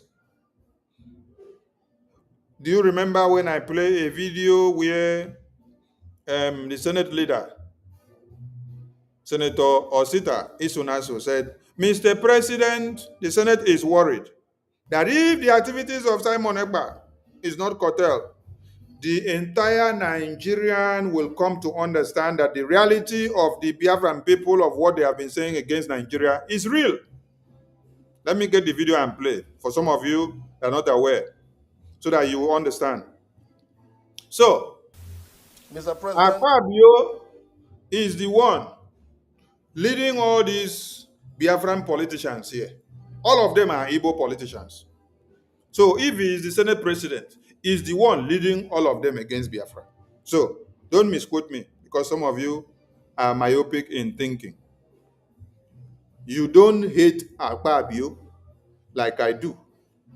You don't hate Osita Isonacho as I do, because of their hatred for this Biafra, because of their interest of one Nigeria. Listen to Osita. Mr. President, the Senate is worried that if the activities of Simon Ekpa, who is issuing the illegal sit-at-home order, is not checked, he may succeed in corrupting the minds of Nigerian youths and turning them against the government of Nigeria. Accordingly, the Senate resolved to condemn the sit-at-home in totality as well as the nefarious activities of Simon Ekpa, who is the gang leader. Point of order, the leader of the Senate. After Senator Osita spoke, who said point of order, the leader of the Senate? It was Akpabio, right? Now, did you see an Hausa man or Yoruba man or a Fulani man raising the motion of the sit-at-home must be stopped? That the narrative of Biafra or Biafra Republic government in Nigeria must be stopped? It is the Igbo politicians that raise it, the Biafran politicians, right? Now, let us come back to Akpabio inside the Senate now with the deputy Senate president. The Fulani man stood up to tell Akpabio, it is time that you carry out this narrative of Donald Trump is coming to invade Nigeria. That is what he wants Akpabio to do.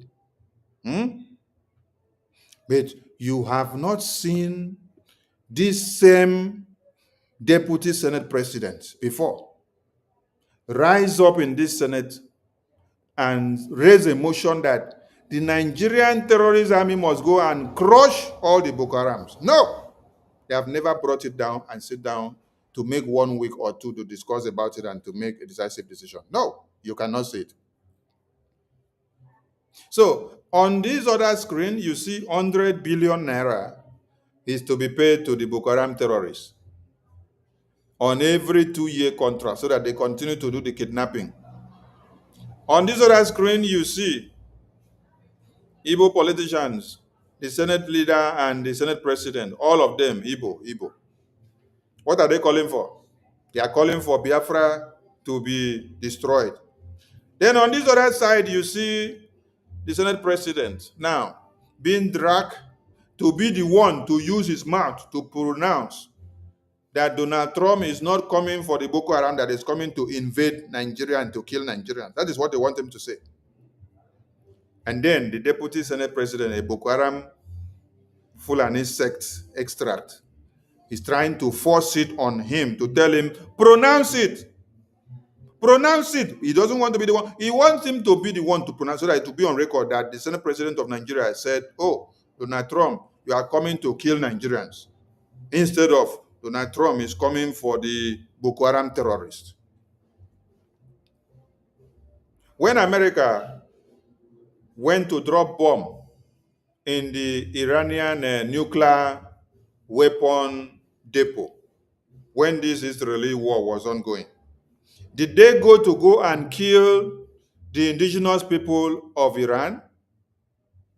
No. They went straight to the target point. They went to where the terrorists are embedded, where they have to destroy their weapon plant. But this Boko Haram Fulani deputy Senate president now, he wants the Senate president Akpabio of Nigeria to use his mouth and defame the narrative that Donald Trump and American government are not coming for the Boko Haram, that they are coming to invade Nigeria. Do you know what invasion means? Invasion means just like the Boko Haram terrorists invade your communities and then they wipe you out without you doing anything. Just like the Hamas terrorists woke up, invaded Israel, and then wiped out babies, women, and children. Donald Trump never said he is going to invade Nigeria. Donald Trump is specific of where he's going. The American military are going for the terrorists that have killed and wiped out Biafrans and Christians. That is the sole aim of the American military, going to invade the Boko Haram terrorists. They are not coming to invade Nigeria. They are going to invade the Boko Haram terrorists. Yesterday, I made an illustration here to ask all of you, why is it that you have been crying and say, oh, Christians have been massacred? Now, the Christian issue has been taken to Washington, D.C. And then Washington, D.C. want to act You now change the narrative. Oh, it's not only Christian, it's not Christian, it's now Muslim. Okay, let us now come to irrational thinking. If you now say, okay, he's not Christian, he's not Muslim, he's both, then now Donald Trump is not coming for the Christian or the Muslims. He's coming for the terrorists. Why are you now angry that the terrorists are to be eliminated? Why? Why are you angry that the terrorists are to be eliminated? Whereas the terrorists are the prime suspect here, eliminating the Christians and the Muslim, according to you. So why are you now angry that the terrorists are to be eliminated? So you rather prefer that the Christians and the Muslim, as you have acclaimed, which you have twisted the story, those are the ones you want to be eliminated, while the Boko Haram terrorists will continue to be rehabilitated and reintegrated into the Nigerian army military formations. Which country rehabilitate Boko Haram or terrorists and then put them back into their military formation? Have you ever heard that America rehabilitate terrorists and put inside their military formations? Have you ever heard such that Israel rehabilitate the Hamas terrorists and then put them inside their military formations? No. In Nigeria, that elephants are flying. It is only in Nigeria that monkey will swallow money. It is only in Nigeria that a snake will fly with wings. It is only in Nigeria that snake will enter fire and fire will not burn snake. And they will tell you that snake is immune to fire because it is happening in Nigeria. Tomorrow is sit at home. No Anambra elections in Biafra land. And we are calling on all of you to remember this. We are also calling on all Biafrans to come out en masse and support their Biafra freedom. Biafra Republic governments in exile have done great in Washington, D.C. The BDF it, and now is the time for you to amplify their effort. Come and join the fundraising and make it a memorable one. Thank you so much. If you are going to support One Nigeria, Soludo will kill you tomorrow. And then they will use you to do publicity. This is what Soludo will do you tomorrow. This is how they will kill you tomorrow if you don't hear word and stay in your house. These are the artillery that they have brought to stockpile and block everywhere in the name of election, while Boko Haram terrorists are killing many of you in Nigeria. And it is because of the killings that has made Donald Trump and the lawmakers of America to speak. Now look at the artillery that they have brought.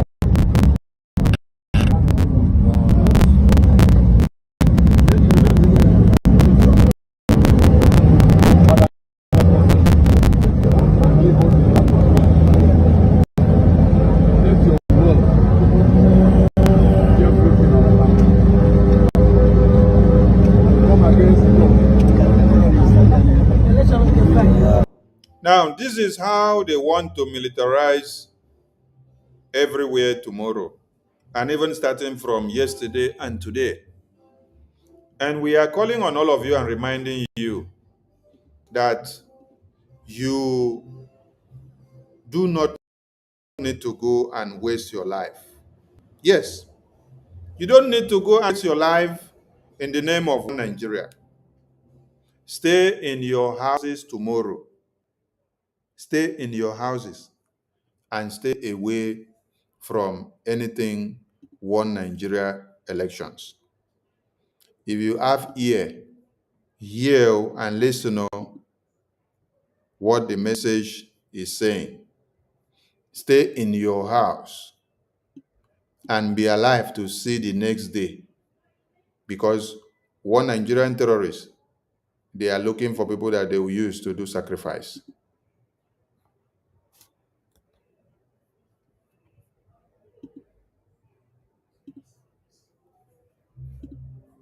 The Nigerian terrorists have never done you any good and will not start doing you any good now. If you know what is good for you, stay back in your houses.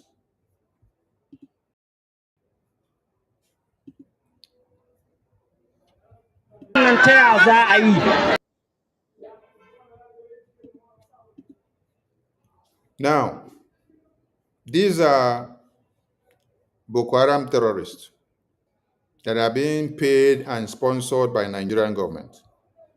You saw from this other video here, the contract Nigerian government have with them is over 100 billion naira, repayable every 2 years.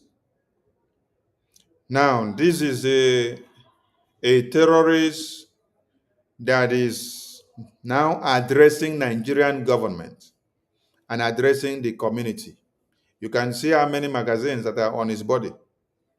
And all the people you see here standing all around him are part and parcel of his group.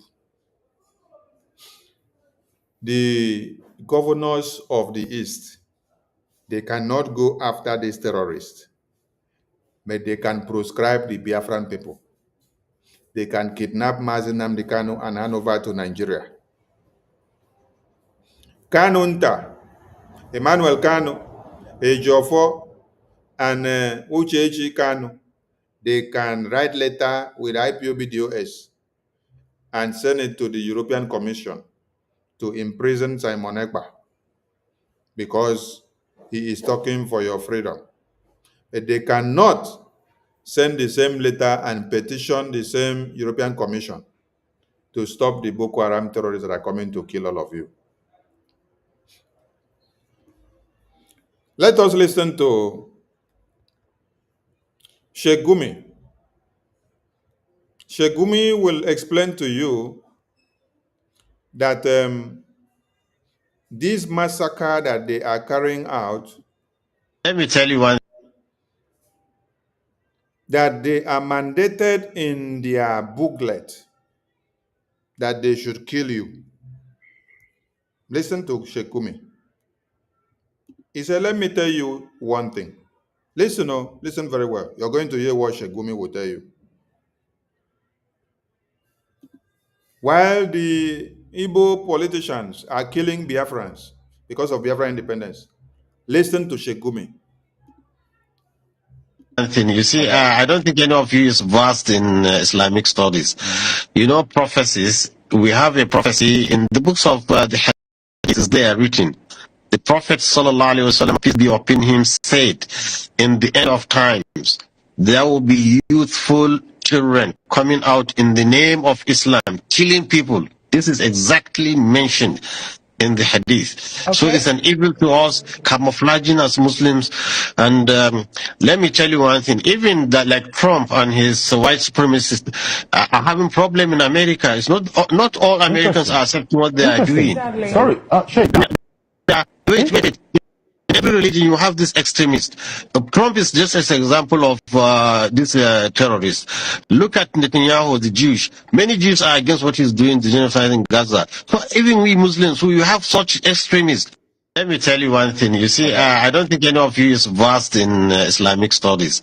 You know, prophecies. We have a prophecy in the books of the Hadith. Is there written?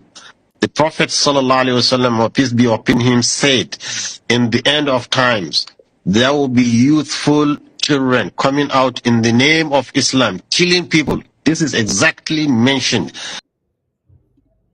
This is exactly mentioned and is affirmative. So they have a backing from their teaching booklet to validate the Christian genocide. as they are killing you, is validating it with their Christian booklet, their religious booklet, telling you that it is written that they must wipe you out. It's not mincing words. Now, where are the Igbo politicians? And what is also written in your own pamphlet? In your own pamphlet, it is written that you must eliminate IPOB, right? You must eliminate Mazen Nnamdi Kanu. You must eliminate Biafrans as Igbo politician. While in Gumi pamphlet, it is written that they must come and eliminate the Christians. And can you show me any Christian terrorist that is going about killing the people of a Gumi sect or his own family group that they say it is part of their booklet and teachings that they must come and kill you? Can you show me one Christian that is a terrorist that is going to go and kill the people of Gumi? Can you show me one? No. The IPOB that Igbo politicians proscribe them as terrorists, have they killed and have they raped or invaded any community? Have they taken any community away from people and raped women and children and killed all of them and cut babies' head to pieces? Has there been any? No, you cannot give me any, right?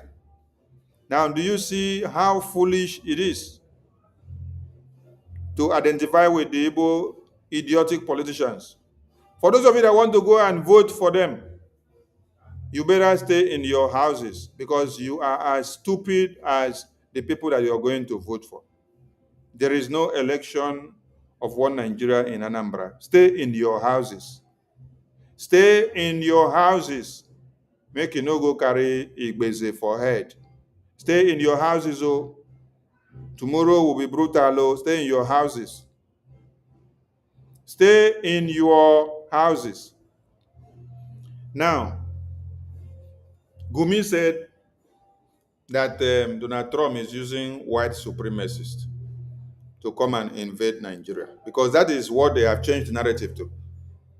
The media team, I had informed people before that you will be hearing this narrative that the American government coming to save your lives as Christians in Nigeria, that they will turn it to become American government invading Nigeria. I told you that you should be prepared. That is going to come, and you can hear it now. So you know how to push it back in the media. So you can see it now where and how they have twisted the old story to the brains of the Nigerians. And a low life now will now be carried or misguided with the narrative the way they have put it, not knowing that they have misinterpreted everything. The American military are coming to save you, you Christian, you that your babies, women, and children and your communities were wiped out. You that have not been able to feel the dividends of democracy. You that claim that there is oil and gas in your community, but you cannot feel what they use that oil and gas to do in development or in structures or in construction or in company or in even the school that you should find yourself. You that don't have a feel of anything that is happening in Nigeria and you see yourself as a nobody. The American government is coming to ask for accountability and to crush the physical terrorists that have wiped out communities for years since 2002. American military are coming for those terrorists. American military are not coming for you. They are not invading Nigeria. They're not coming to your homes and your families. They're not coming to your business places. They're not coming to your schools. They're not coming to your churches. They are going after the terrorists that have massacred your women, babies, and children on a daily basis. There are gory images that we cannot show here, but you go to Twitter page, you will see it on the Information Media and Communications official page. You will see dead body of a baby that they use knife to cut on the belly, a baby that they use knife to cut on the neck, A baby that they butchered the head into pieces. Done by who? Done by this same terrorist that this man here is defending. Now, I've also seen another video where some of you say, oh, Donald Trump is coming to invade Nigeria. But you change the narrative totally from where it was and to where it shouldn't be.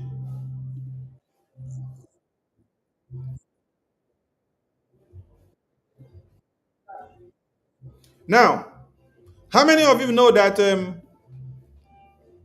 the American government have for years trained the Nigerian military personnel, the Air Force and the Navy, and given them everything needed to crush the Boko Haram terrorists and all the terrorists that are available in Nigeria, which the numbers have grown up to 22 numbers.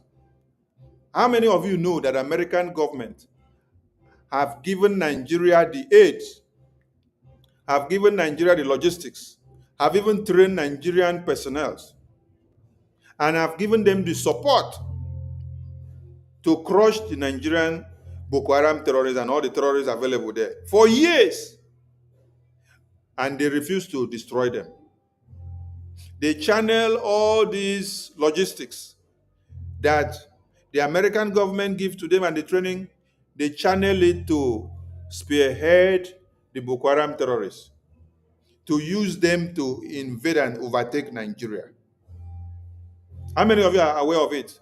You're not aware. Let me play one video first before I go to the main video that will explain something better. Yes, you're not aware because you don't follow up many things, and you don't go and make research as well. These are the sacrifices that America has made for years. So when you now see America say, enough is enough, you should now understand that it is not time. It is not time to continue again to pamper the Nigerian terrorist government, because the numbers of babies, women, and children massacred for years has been too much. And the American government had waited for the Nigerian terrorist government to do the right thing.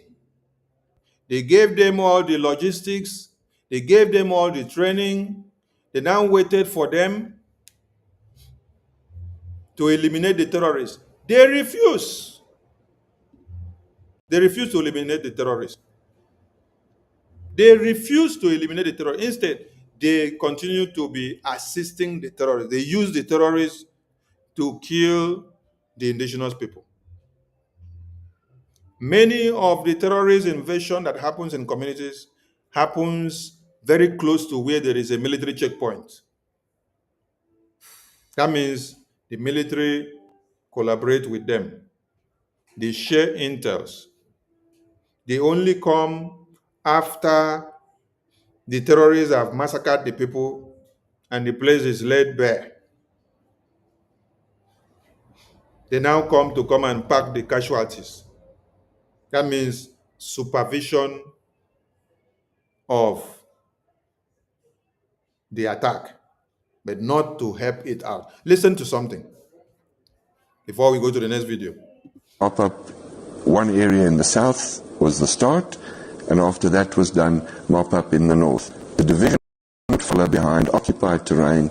We would train the division in situ in defensive positions, etc., but we were never allowed to execute the entire operation. So in 1 month, we took back terrain larger than Belgium from Boko Haram. We were not allowed to finish because it came at a time when governments were in the process of changing.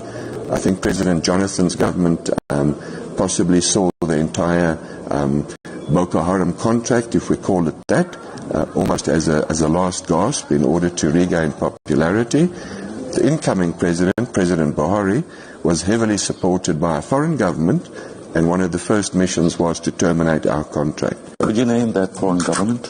Yes, we were told it was the United States, and they had actually funded President Barry's campaign. The campaign manager for President Barry came from the US, and I'm not saying that the United States is bad. I understand foreign interests, but I would have thought that a threat such as Boko Haram on the integrity of the state of Nigeria ought to be actually a priority. It wasn't. Why do you think the US would intervene to abort such operation? Again, I can't answer that. I think that the US can answer, but what I've come to realize, that is when a government's foreign interests clash with the state's own domestic interests, conflict is bound to ensue. And those conflicts usually just continue with no end. And we can look at all the conflicts in Africa where foreign forces have come in, they've prolonged those conflicts, they haven't ended those conflicts. And the amount of money and manpower and equipment thrown at those conflicts says to me that something is wrong if no end result is achieved. And surely that end result should be to end the conflict and establish a basis for negotiations, come to an agreement, and then re-establish governance. But that's not what's happening in Africa.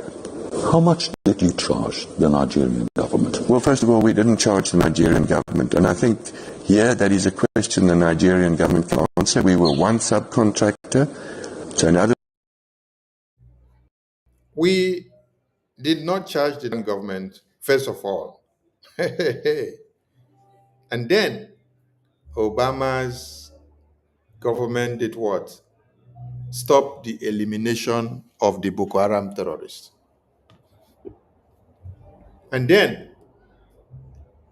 they now use the same Boko Haram to destabilize Goodluck Jonathan Ren to bring in Buhari. This man said, at first, we did not charge. Let me play that place again. Surely that end result should be to end the conflict and establish a basis for negotiations, come to an agreement, and then re-establish governance. But that's not what's happening in Africa. How much did you charge the Nigerian government? Well, first of all, we didn't charge the Nigerian government. But first, we didn't charge the Nigerian government.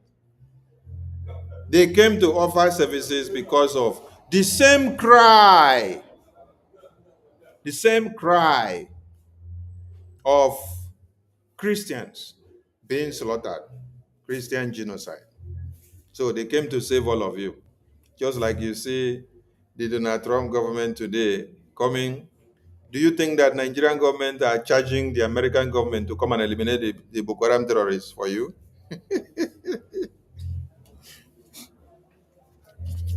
No.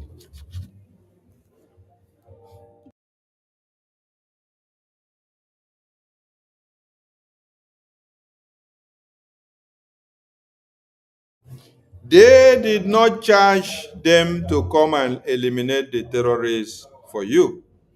They are coming because of the outcry of the indigenous people. They are coming because of what you and I have done. They are coming because we wake them up from sleep.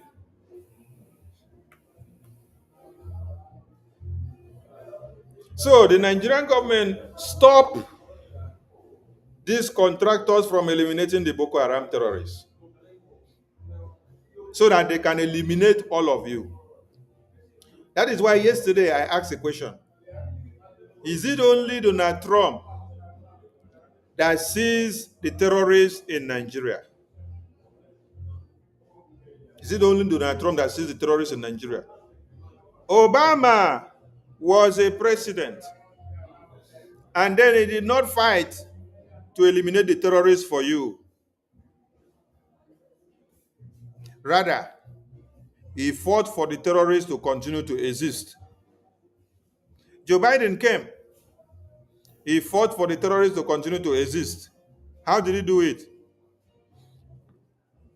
While Donald Trump put Nigeria on the watch list because of killing Christians and every other person, Obama came, removed them.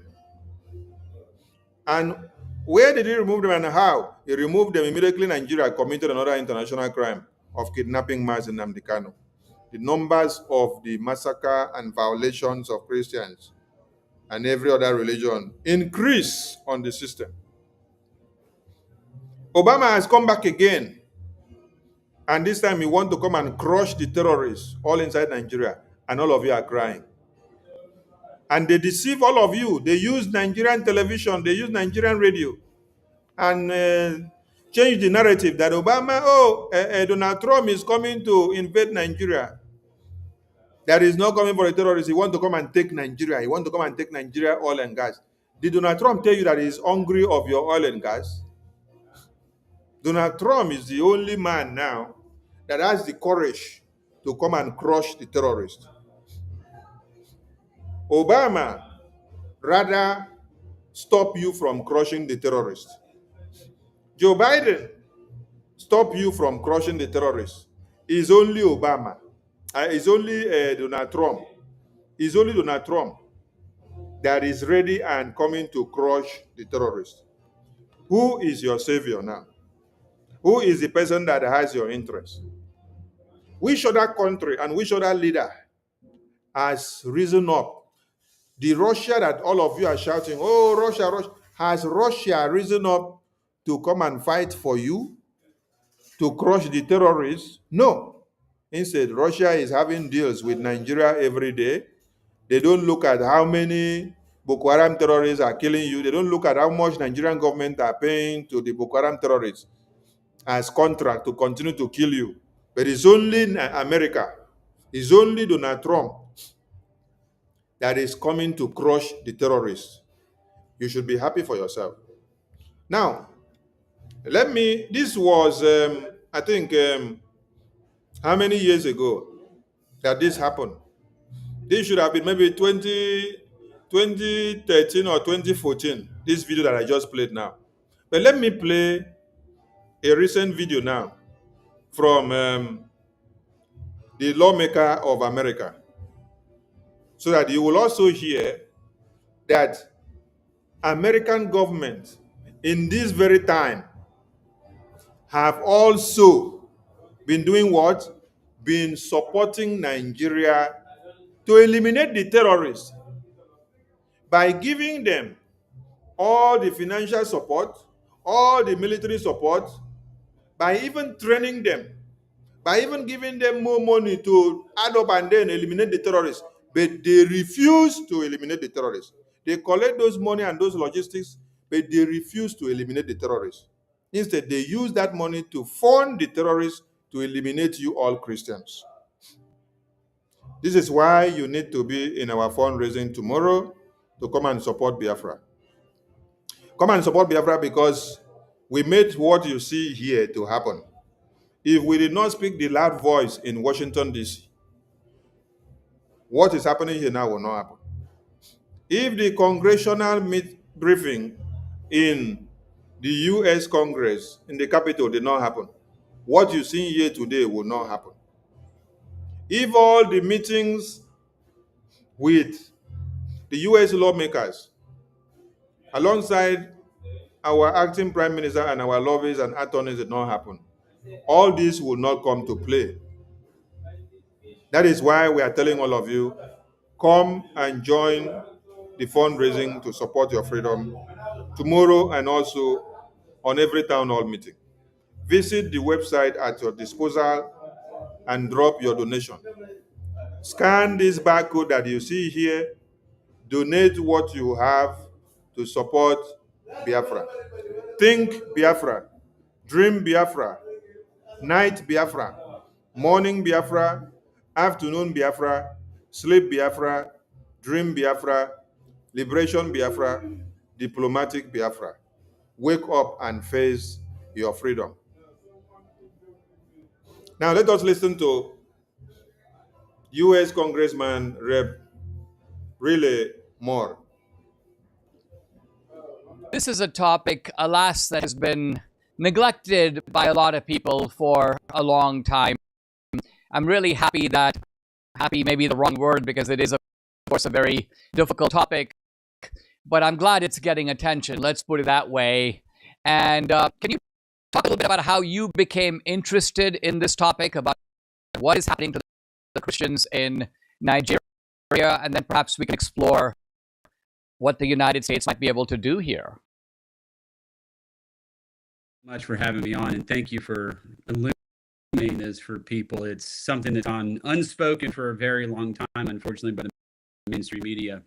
But this is something that I have been tracking and has certainly been weighing on my heart for a number of years, and that's just generally the persecution of Christians around the world. And there's no country more dangerous for Christians in the world than Nigeria. I mean, it is rated as the most dangerous place for Christians to live.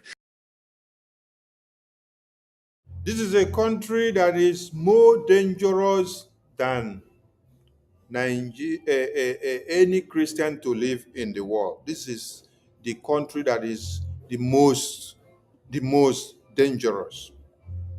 The most dangerous. Now, before he continue, let me bring one message from this man to cap up what he just said now. 90% of all Christian persecution deaths worldwide have occurred in Nigeria in the last 5 years. Persecution deaths. Persecution So deaths. martyrdom. Martyrdom. 90% of the world's Christian martyrs are in Nigeria. Are in Nigeria for the last 5 years. And we're going to meet the same statistic again this year in 2025. What kind of numbers? How many deaths are we talking about? On average, on average, it's been about 5,000 deaths per year. This year, it's up to 7,000. 90% of all Christian persecution deaths worldwide have occurred in Nigeria in the last 5 years. Persecution deaths. Persecution so deaths. martyrdom. Martyrdom. 90% of the world's Christian martyrs are in Nigeria. Are in Nigeria for the last. Now, do you really understand the message here? 90% of the world massacre, genocide, audience. Now, for example, you have 20%, you have 5%, you have 100%. Then the 100% is calculating the entire number in the entire white world. Then from that 100%, they are telling you that the ratio from that 100%, calculating the entire world, that Nigeria alone reads 90%. 90%. That is to confirm what this congressman of America just said. He said, Nigeria is the worst place for Christians to live in the entire white world. And then I went to bring the other message to add it up for you. Someone said, refresh. Is my voice not coming out well? Please, if my voice is not coming out well, let me know, so that we know whether the problem is from Ikukuchuku or whether it's from my end. Is my voice not coming out?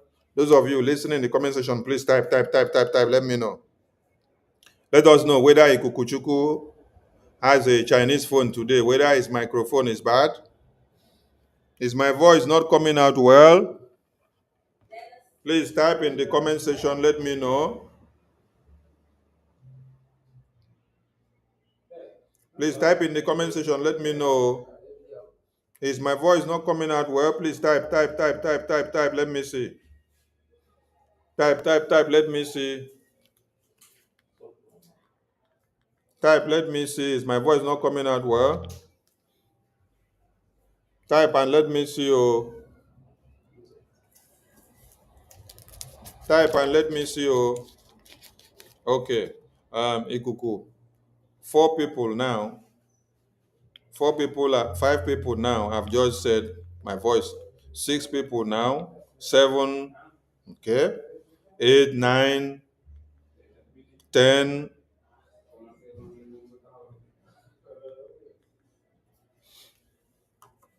10 people have just confirmed now. 11 that my voice is coming out well. So you could check your China phone, because it's like your China phone is misbehaving.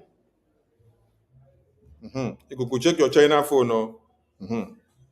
So the message here is that From 100% calculating the ratio of worldwide,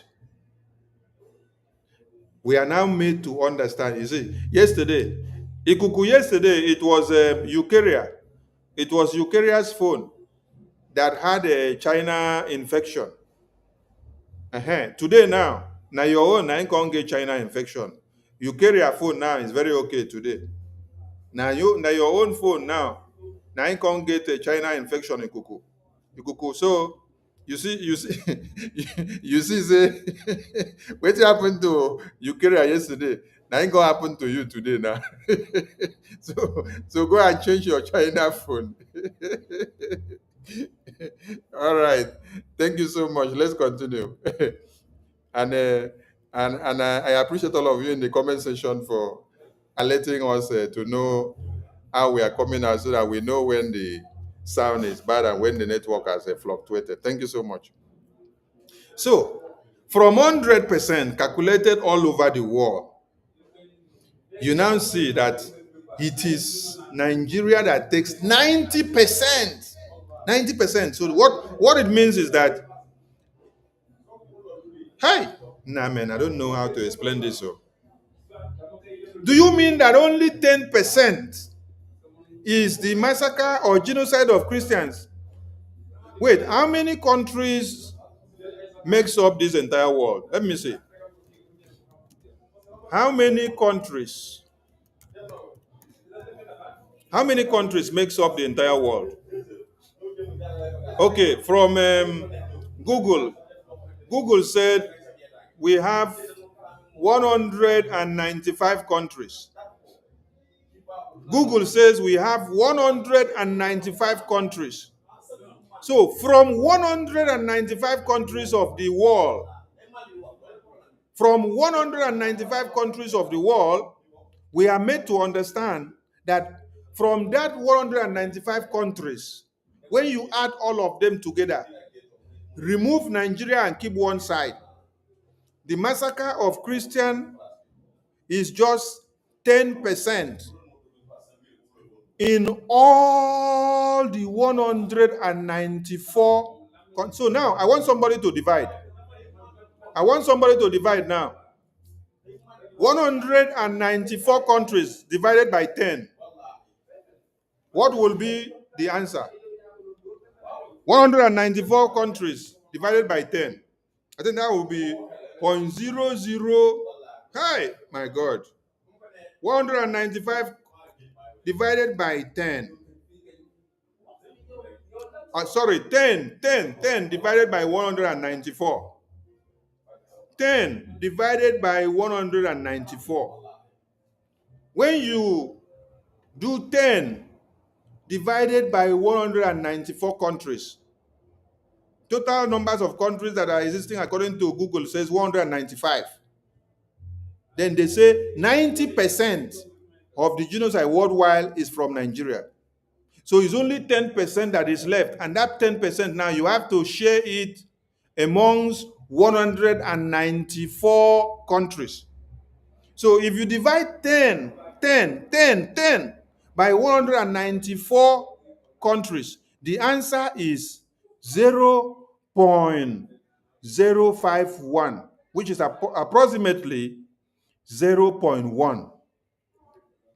Approximately 0.01. Approximately 0.01.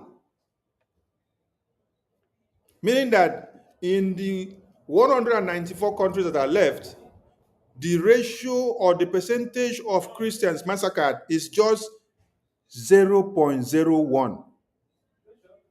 0.01. 0.01.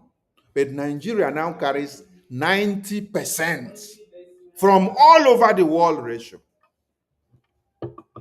90%. So it is the worst place. It is the worst place for a Christian to live. That is what the research and statistics have unveiled. Do you now see the reason why Biafran people declared independence? Because It is a dangerous and destructive diversity. It is a dangerous and destructive diversity that will destroy the lives of Christians who are predominantly Christians. Because Nigeria is the worst place to live. 90% of the world massacre and genocide records on Christians is from Nigeria. Then you have 0.01% to the remaining 194 countries, each 0.01%, 0.01% to the remaining 194 countries. But Nigeria is 90%. Do you now see the reason why you have to think Biafra? Do you now see the reason why you have to embrace Biafra? Do you know why you have to do Biafra in the morning, Biafra in the afternoon, Biafra in the night, Biafra in your sleep, Biafra in your dream, Biafra in your liberation, Biafra in your diplomatic, Biafra in your kissing, Biafra in your work, Biafra in everything, your food, Biafra. Everything you do should be Biafra because you have a reason to live. You have a reason to live. This is why, see, the reason you have your reason of fighting for Biafra is backed up with fact and figures that Nigeria is the worst place globally out of 195 countries of this world. Nigeria carries 90% of a place that massacre and slaughter Christians. The ratio is there. So is that a place that you are forcing the Biafran people to cohabit? No. They reject it in totality. They have a reason. These are the reasons why they cannot live in such places. So think Biafra in the morning, think Biafra in the evening, think Biafra in the night, think Biafra in the afternoon, think Biafra in your work. As you are kissing, think Biafra. As you are eating, think Biafra. As you are romancing, think Biafra. As you are rejoicing, think Biafra. As you are crying, think Biafra. As you are doing business, think Biafra. As you embrace, think Biafra. As you exchange anything that you're doing, think Biafra. Scan the barcode and donate money and support Biafra because it is a just cause. The international community have given you reasons to understand that your Biafra is a just cause because the place you come out from is the most dangerous and destructive zone for you to live as a Christian. So your reason of fighting for Biafra survival has been validated. 90% of Christians massacred in this war is from Nigeria. And Nigeria is the worst place. So every other country in this world is even safer for you to run down there and seek refuge and say you are a Christian and live. You will live and see the next day. But in Nigeria, the government of Nigeria has turned Nigeria to the safe haven of the terrorists. That is why when we were speaking to the chairman of the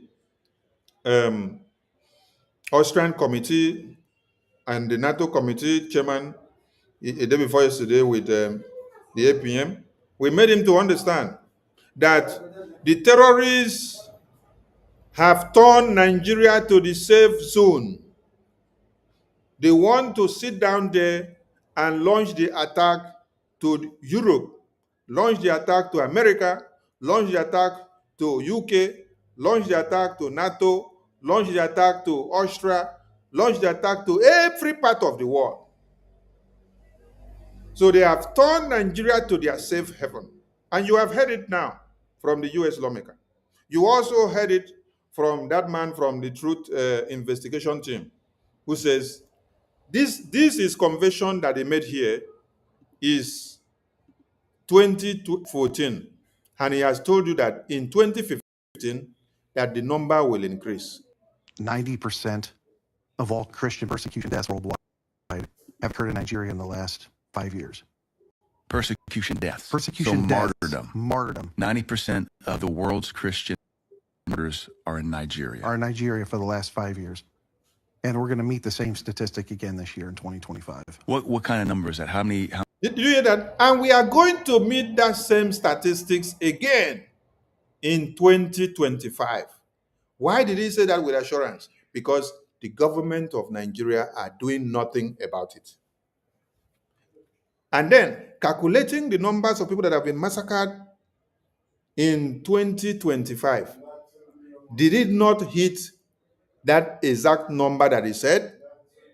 It has hit over 7,000. Now, since last week, where Donald Trump made a statement against Nigeria, genocide of Christians, has the massacre stopped? Has the genocide stopped? No. They are entering community by community every night, and the numbers that they have killed since last week to this day is over 1,000 now. So, Biafran people, you have a reason to fight for your Biafra. Now, look at Pastor Enenche here. Number 2. When Pastor Enenche was talking here, this video is earlier this year. When Pastor Enenche was talking here, this was when they invaded Benue community. How many people were massacred there? Over 200 people. Over 200 were massacred there. Then, in Biafra land, Hobu Zodima used the same Boko Haram terrorists to massacre the Biafrans that you see here on the floor. These are dead bodies of Biafrans. Fulani herdsmen attack in Okwa community again. Did you see that? Did you see that? Okay. So, then there was another one. They say suicide bomb attack in Borno, in Fish Market. Killed 10, injured 7. How many be that? That was just within 3 days. All these things that you see on this screen in this publication happened within 3 days. Within 3 days. So when you heard that, the video you see here, this picture you see here, these are babies. And I don't want to open this video, this picture. If I open this picture here, maybe the screen will be blurred. YouTube will block it. These are babies that have been massacred by Boko Haram terrorists. These are babies on the floor. Babies. So when you heard this man say 90% of all Christian persecution deaths worldwide have occurred in Nigeria in the last 5 years. When you heard him say 90% of Christians massacred worldwide, it is happening in Nigeria for the past 5 years. It is not a lie. It is fact. You saw Pastor Enenche when he was crying out, right? Okay. Apostle Suleiman was also crying out. All the evidences are there. Even what is it called? Is it Ayorekbo? Ayorekbo was also crying out. Ayorekbo said, we could not show the head of the chairman of the Christian Association of Nigeria that was cut off. That is what Ayorekbo said. He said we could not show it on the screen for everybody to see in the congregation. Why? Because it is too glaring. It is too bad to behold. Now, before we go back to that U.S. lawmaker, we want to hear from Laya Mohammed. ISWAP allies. This is Laya Mohammed, former information minister of Nigeria. You will hear from Laya Mohammed also affirming that there is Christian genocide. That Nigeria is the worst place for all of us to live. And that they want to turn it to the safe haven where they will slaughter all of you. Then they will launch the attack from there to Europe, to America, and to UK, and to the entire Western world. Biafrans, think Biafra. support Biafra, sleep Biafra, night Biafra, afternoon Biafra, morning Biafra, dream Biafra, support Biafra. Because the world understand now that Nigeria is the worst place for a Christian to cohabit. Because 90% of the world record of Christians massacred is from Nigeria. So your cause of Biafra independence is legitimate. Yes. Because you cannot tell us that the world record of the numbers of Christians massacred, Nigeria topples the number, and it is 90%. And then we are running out from this place called Nigeria, and we are telling you we want exit so that we can face the common enemy, so that our babies, women, and children will not be slaughtered. And then you say, no. If the world record explains that 90% is coming from Nigeria, then our cause and reason of fighting for independence is legitimate. Do you know why I put this other video on the screen? So that as you are listening to all the evidences, you will also see evidence of Nigerian government paying the same Boko Haram terrorists. 100 billion naira contract is what they are paying. Listen to Laya Mohammed of Nigeria as he also confirms. But in the wake of a renewed onslaught by Chad's military against Boko Haram and the ISWAP allies in recent times, the insurgents have apparently changed their strategy. They have started targeting Christians and Christian villages for a specific reason, which is to trigger a religious war and throw the nation into chaos. Apparently, they have realized how emotive and divisive religion can be when exploited by unscrupulous forces. Lest I am misunderstood, let me repeat.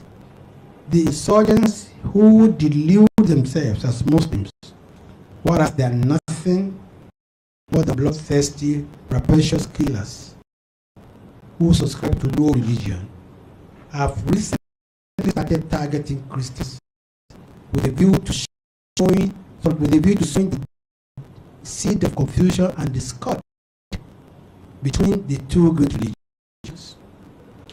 This is not to say that they have stopped attacking Muslims, but they seem to now have a deliberate policy of attacking Christians. The attack on the village, Korangulu, near Chibok, the killing of the chairman of the Christian Association of Nigeria, the late Lawan Andimi, in Michigan local government in Adamawa State, the killing of Rovio a student who was also a member of the Church of Christ in Nations, cousin, and the killing of 11 Christians on Christmas Eve fit into this new strategy. And the killing of Deborah Samuel also fits into that classification.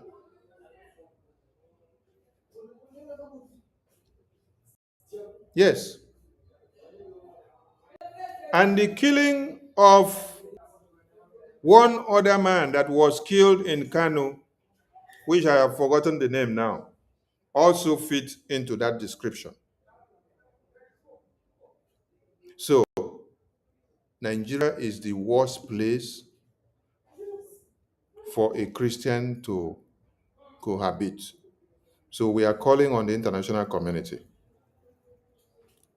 especially America.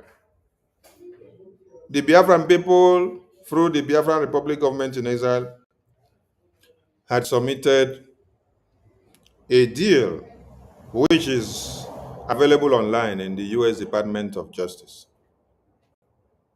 granting you proposed access to a military base in Biafra land And now we welcome Donald Trump on his readiness to crush the terrorists.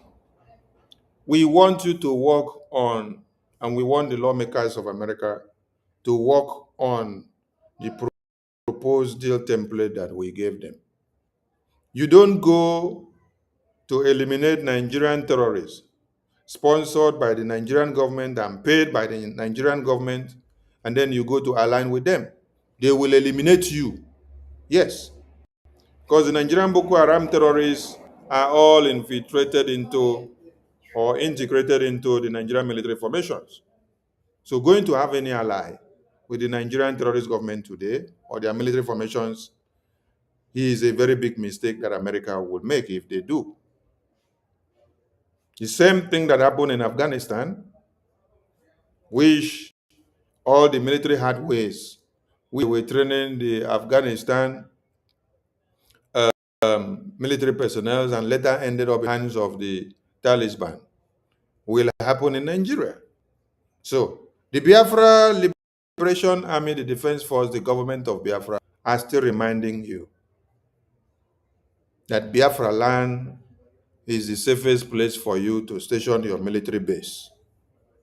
And as our president Trump will always say, he will say, we found a beautiful site for our military base.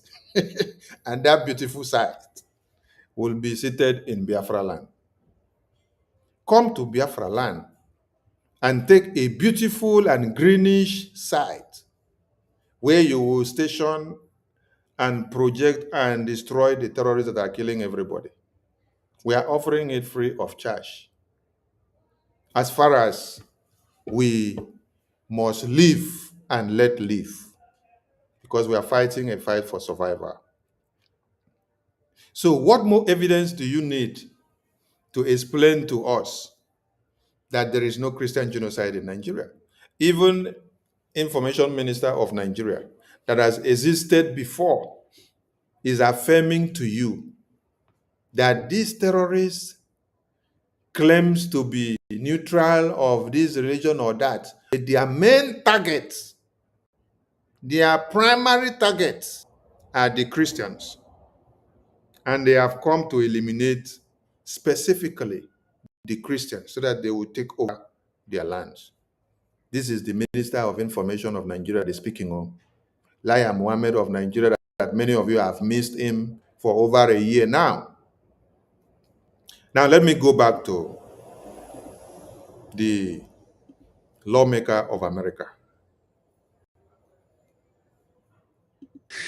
And really, it started right when I got sworn in. The first floor speech I ever gave in the U.S. House of Representatives was about the persecution for a very long time, unfortunately, by the mainstream media.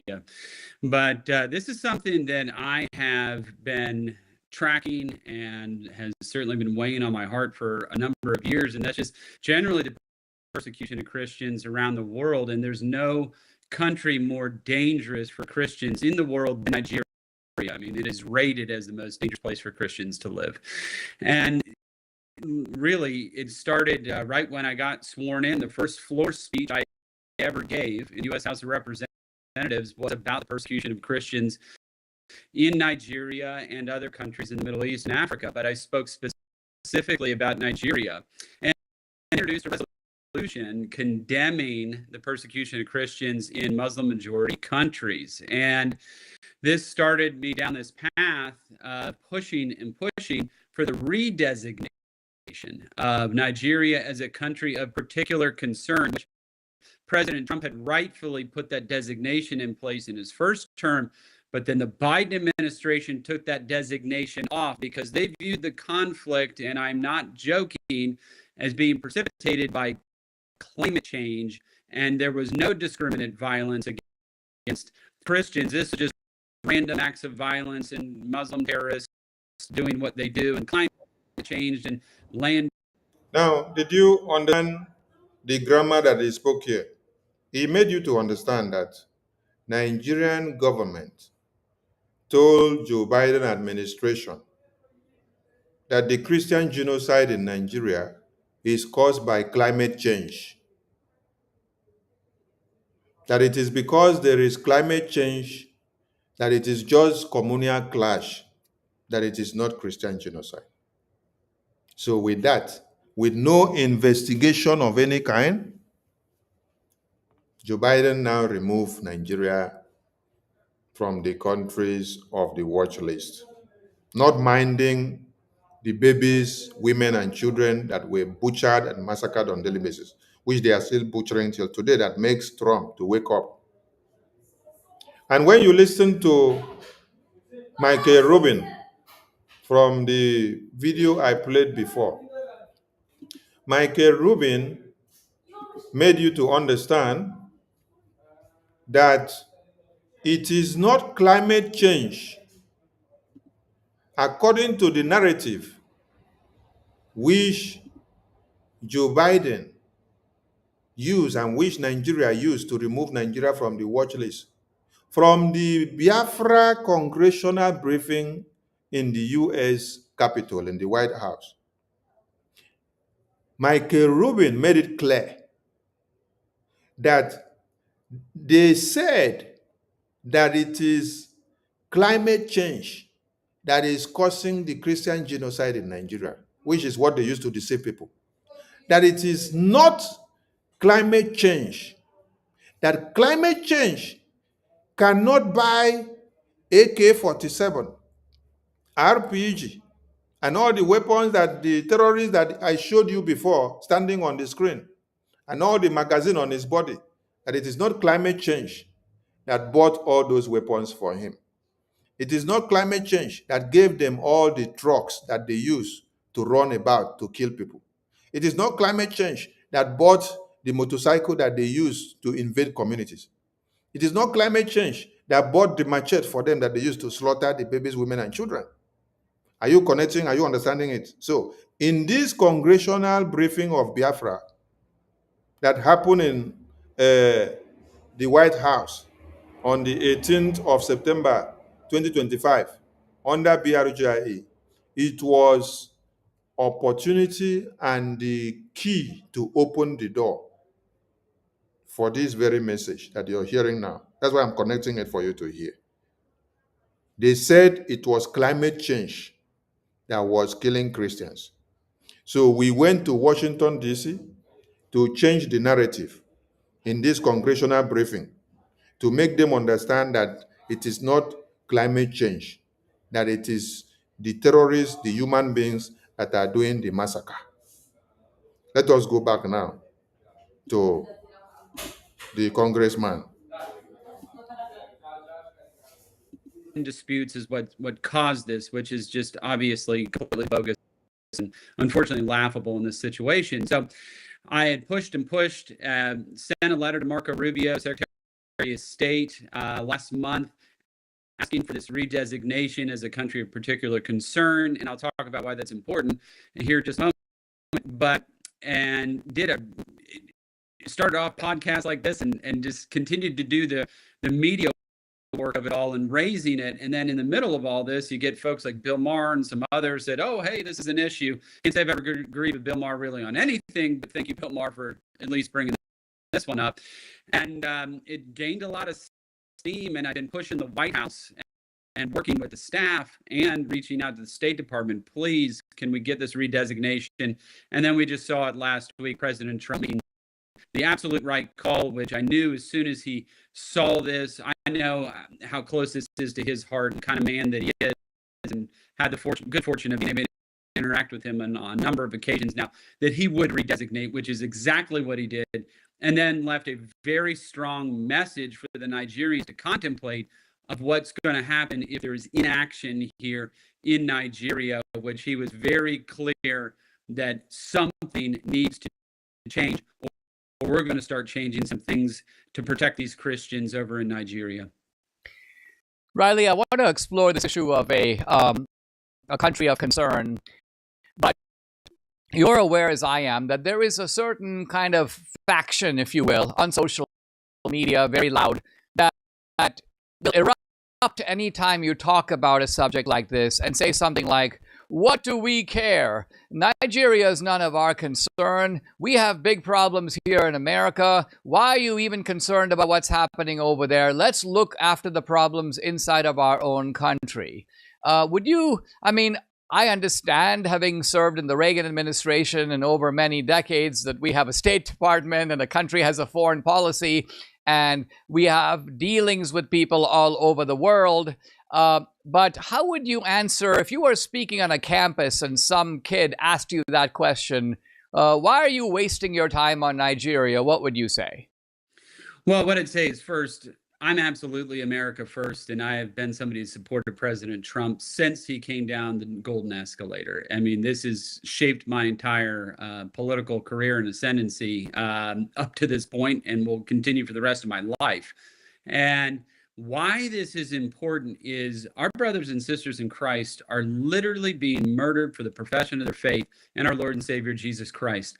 How many times have we talked about also the same people online of the destruction and corrosion of the West and Western civilization and Christian values and the importance of those things? If we don't address this, if we don't do something about this, and some terror state takes hold in Nigeria, I promise you, unfortunately, we're going to have to address it one way or the other. And what I like to do is to address this in a cooperative manner. I'm hopeful they'll be with the Nigerians, but we do. You see, if they like it or shy away from it, in one way or another, these terrorists in this place will later launch the attack from Nigeria to America. That's what it's trying to make you to understand. That if we shy away from it now, at this very point where the number of Christian percentage are at its peak, 90% worldwide, it's fixated in Nigeria of the genocide. If they ignore it, by the time the terrorists finish wipe out the Nigerians who have voice to speak, they will turn that place to their launching point and they will be facing America and UK.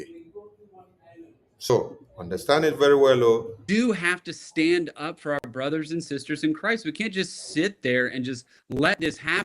And at the same time saying, oh, Western civilization and culture is completely corroded, it's rootless, and just floating down a river, a tree without roots, and there's nothing that we can do at all about it, and it just kind of happens, and we can just complain about it online. No, I'm not willing to accept that at all. And I do think that there is a potential very quickly to be able to partner, and I'm hoping they're going to partner with the U.S. government to address this, because we have been providing them billions of dollars worth of security. This is where I want all of you to listen. I played a video before where I made all of you to understand that far back in 2014, 2013,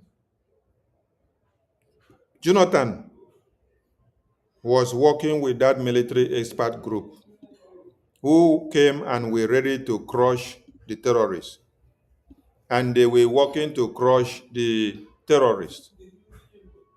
Let me bring it back to the screen.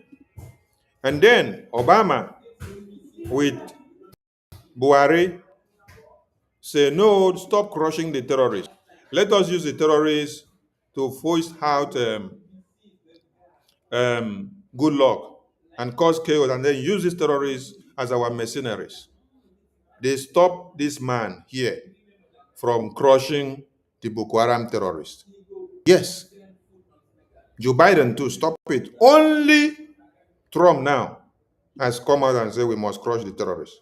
If they had stopped it since that 2014, the number of the percentage of Christians being endangered in the world, which Nigeria now carries 90%, will not have gone to 90% globally.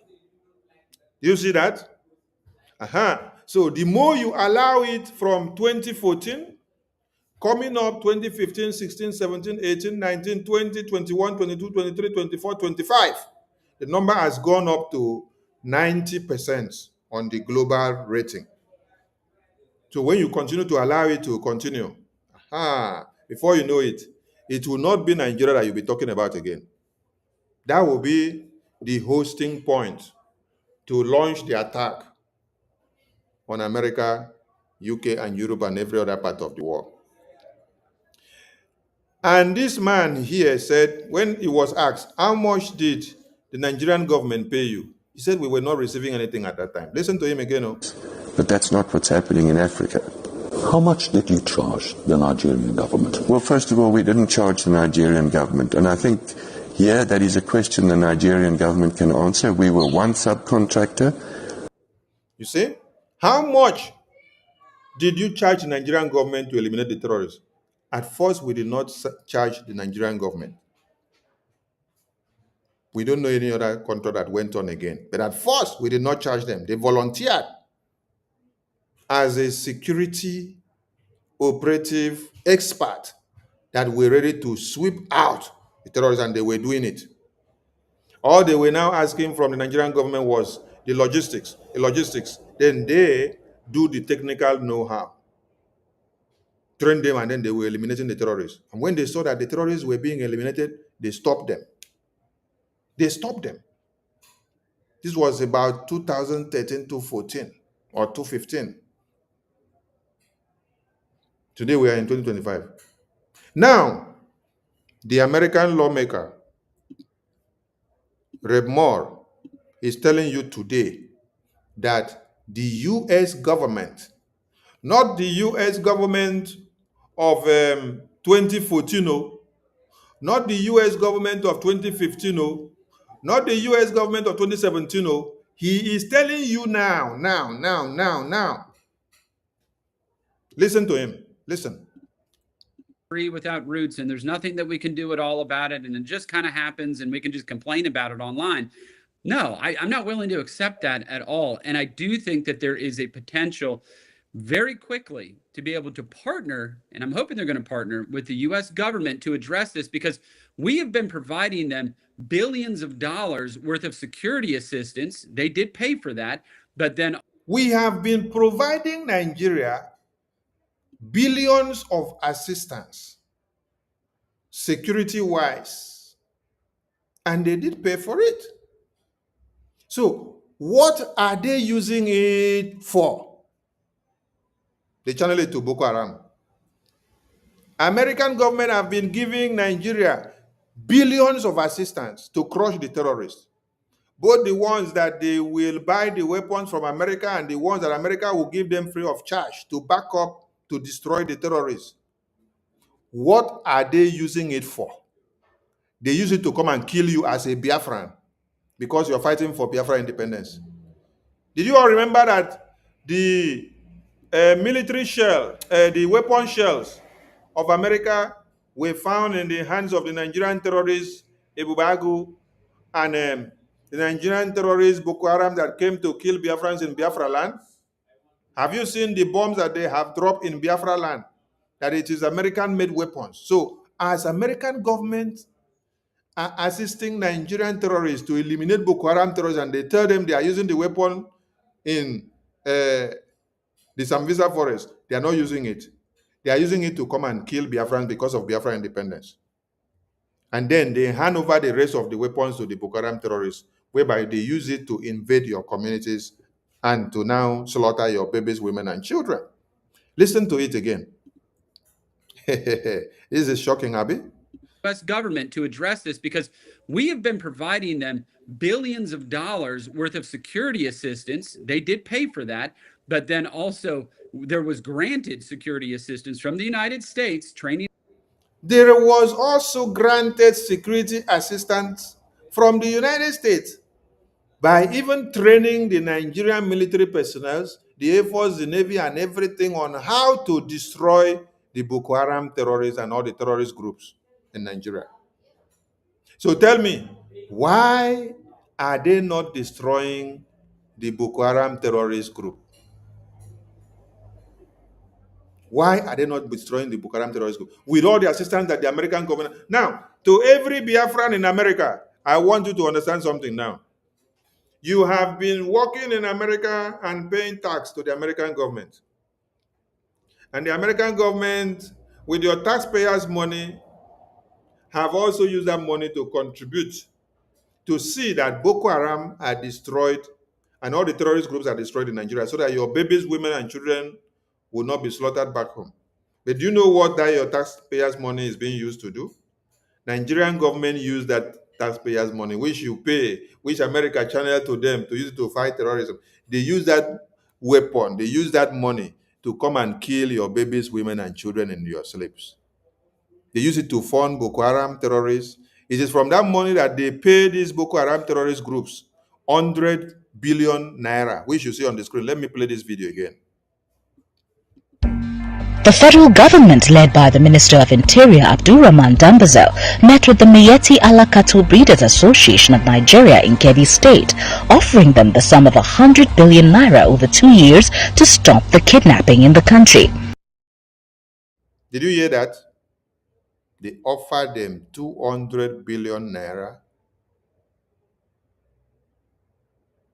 as a contract for 2 years to stop kidnapping. Instead of you to go and crush the Boko Haram terrorists, you are giving them money. Why are you giving them money? For what? A terrorist, you're paying them to keep up the business, to continue to buy more weapons to kill. What are they going to use the money for? You give terrorists money. To do what? To use it to procure more weapons and continue the genocide on the Christians. Are you getting the point? The US lawmaker here is telling you, we have been giving the Nigerian government military aids, both the ones that we sell to them and they pay the money, and the one that we give them military training and aids to help them to fight the terrorism. But they are not delivering it because they have a different agenda. From the money that the American government paid to them or give them as aid to support in fighting terrorism, it is from that money that they use to pay these Boko Haram terrorists for contract of 2 years to continue to do kidnapping and to kill and maim and rape your babies, women, and children and to cut them to pieces and take over your communities. Have you wondered how the terrorists have money to buy RPG and have money to buy all the trucks and have money to buy AK-47? It is the money that comes into the Nigerian government purse, which are supposed to be used to fight terrorism. But the government of the day channel all those money to the terrorists to make them stronger, to come and wipe all of you out. Listen to it again. The federal government, led by the Minister of Interior Abdurrahman Dambazo, met with the Miyetti Allah Cattle Breeders Association of Nigeria in Kebbi State, offering them the sum of 100 billion naira over 2 years to stop the kidnapping in the country. Enokwa. And when you listen to this video today and you hear that these terrorists were asking for 160 billion naira, then they had to haggle the price till they come down to 100 billion naira, just for money that they want to pay them for them to massacre all of you.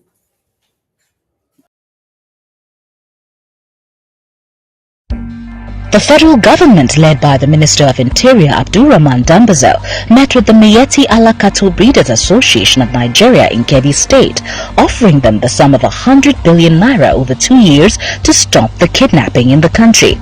The meeting lasted over 4 hours on Friday as negotiations dragged on, with the association initially asking for 160 billion naira. The minister said that the strategy was part of the steps needed to tackle insecurity in the country as prescribed by the Economic Community of West African States, ECOWAS. The herdsman crisis has risen since 2015 after Muhammadu Buhari became president. Their rampage has spread not only in the north but also throughout the southern zones of the country. The killings by the herdsmen has led them to be tagged the fourth most dangerous and deadly terrorist group in the world by the World Terror Index. The Acting Inspector General of Police, Muhammad Adamu, who was also at the meeting in Kebbi State, added that over 1,000 people have been killed and many more kidnapped in Kaduna. However, he said that this intervention was necessary to bring the criminals to book. The Kebbi State Governor Atiku Bagudu said hosting the meeting in his state shows the seriousness of President Muhammadu Buhari's administration in tackling the security challenges in the country. Responding, the president of the association, Alhaji Muhammad Kirua, said the meeting would serve as a foundation for peace between the Fulani headsmen and farmers and among Fulanis themselves. Roots TV, Nigeria.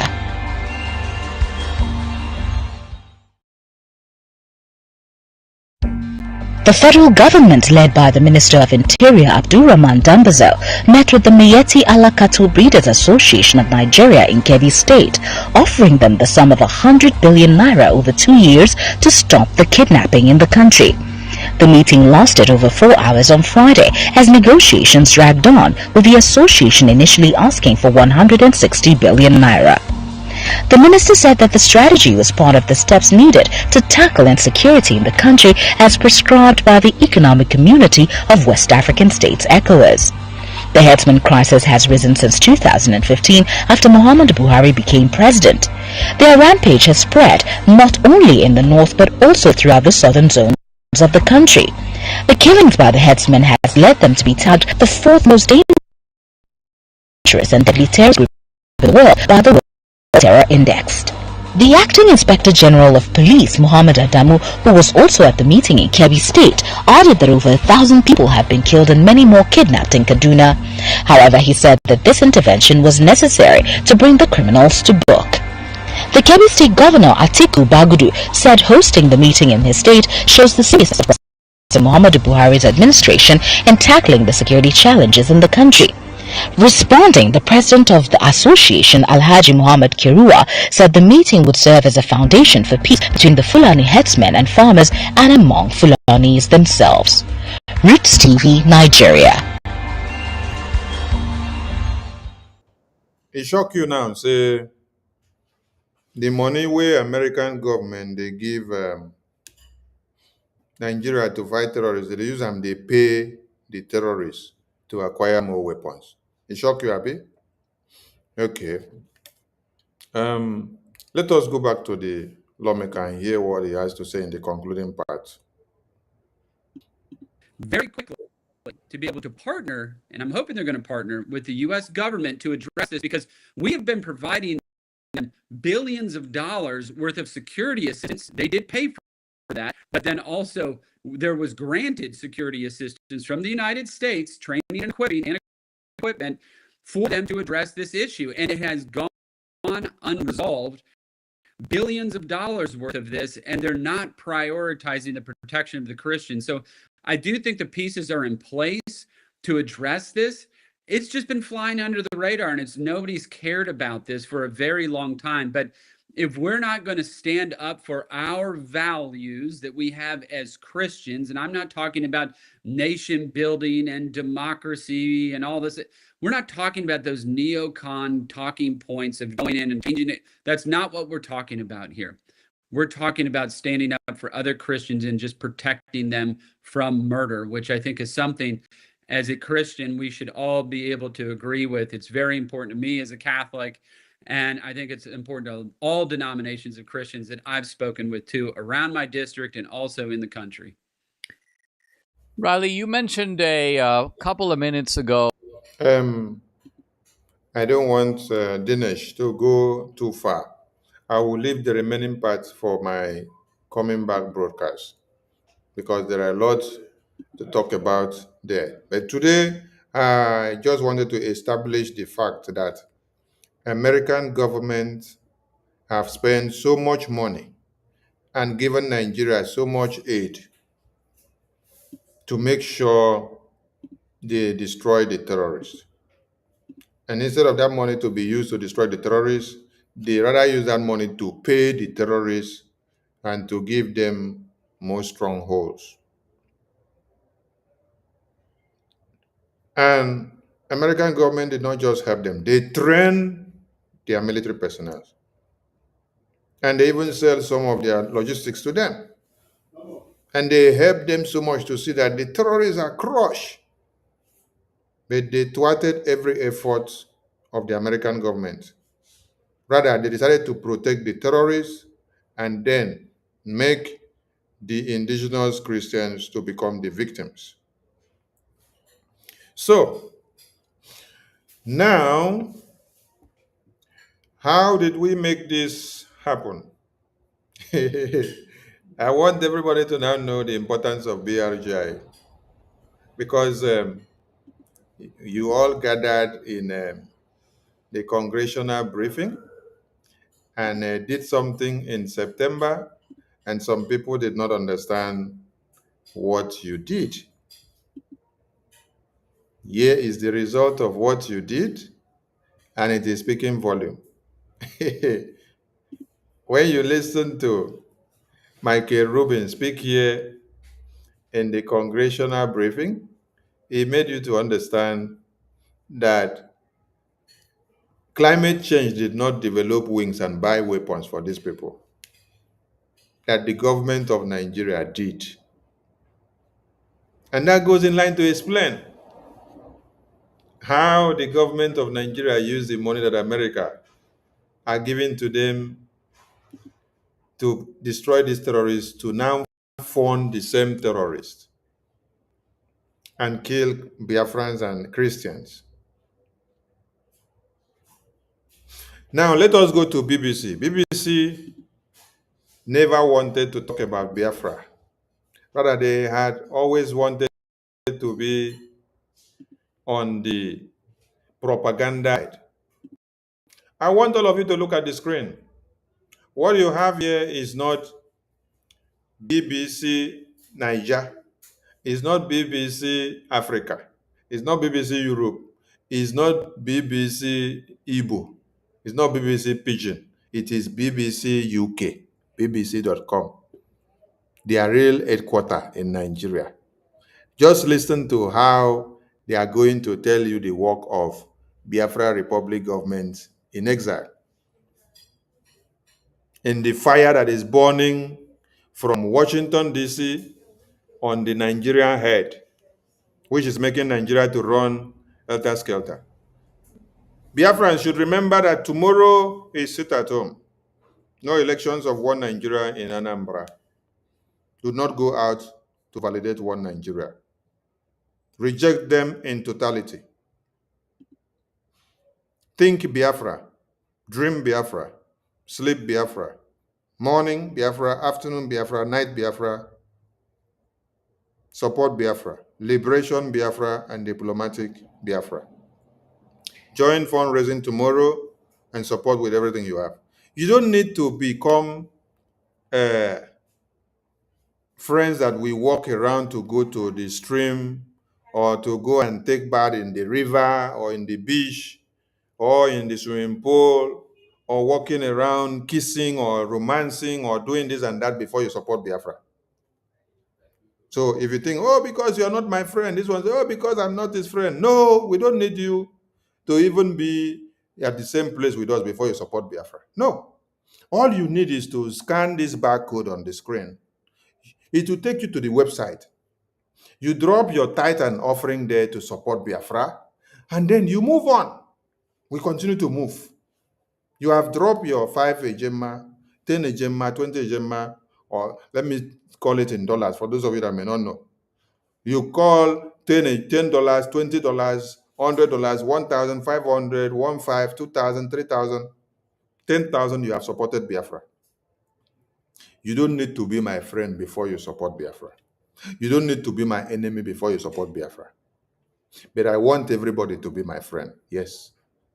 So that when I want to laugh, I will laugh and know that I am laughing where my friends are available. Yes. So that when I want to eat, I will be able to eat comfortably because I know that I'm eating where my friends are. I will not be afraid of my life. Because when you're eating where your friends are not there or where people don't agree with you, you will even be afraid to eat because you will think that they will poison you. Okay? So I want everybody to be my friend. So support Biafra. Support Biafra. Just scan this barcode, make your donations, and your money will go to Biafra. Support Biafra. So BBC had propagated series of propaganda against the Biafran people, starting from 1966 genocidal war, no, even starting from 1900. When the Aba Women Riot happened, BBC was the propaganda media house and the Premium Times of London that were used to peddle false narrative against the indigenous people in the Oil Eastern region. When the colonial masters turned all our governors and fathers and chiefs to warrant fathers and governors and chiefs, whereby they became slaves to them, whatever they decide to them, they had to do, they could not. Our mothers had it all to their neck, and they said, no, enough is enough. They cannot bear it anymore. So they had to resist, they protested. Then the colonial masters under UK, Lord Lugard, they ordered them to be shot to death when they protested against the taxation policies that they implemented against our women and men and children in the eastern region, the old eastern region, because this is where we produce gari. This is where we produce all the food that we eat, cultivate, and then make everything, and then you want to move it from one place to another to sell. The taxation policies that were implemented were so whoosh, and then they couldn't, they couldn't bear it.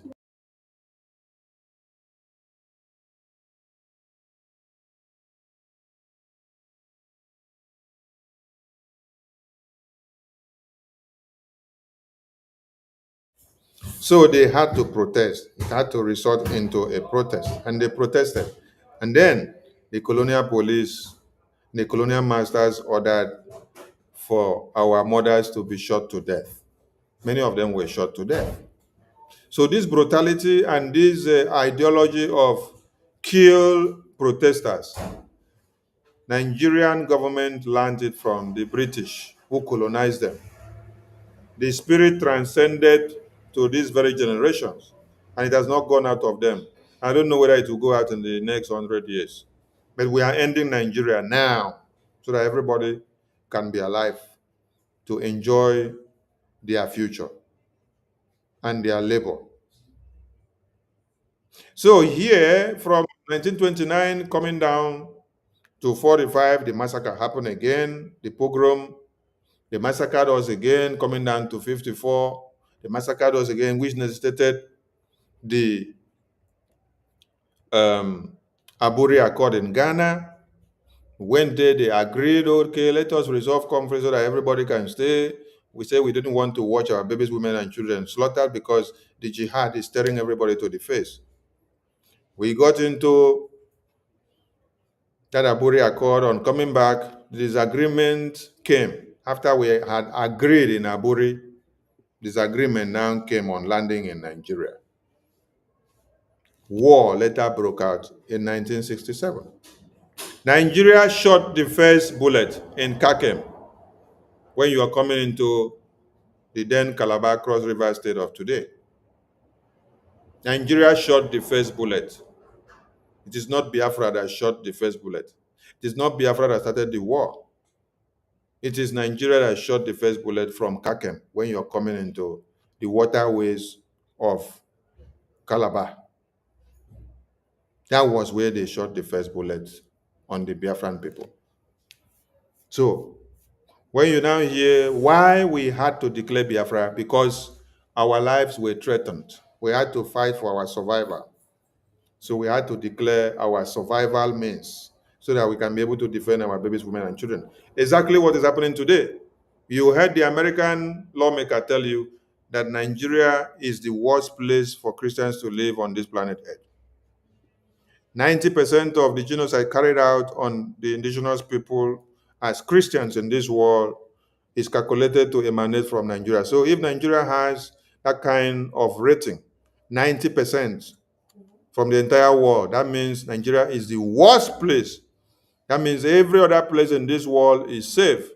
But when you come to Nigeria, 90% is the place that destroys your life.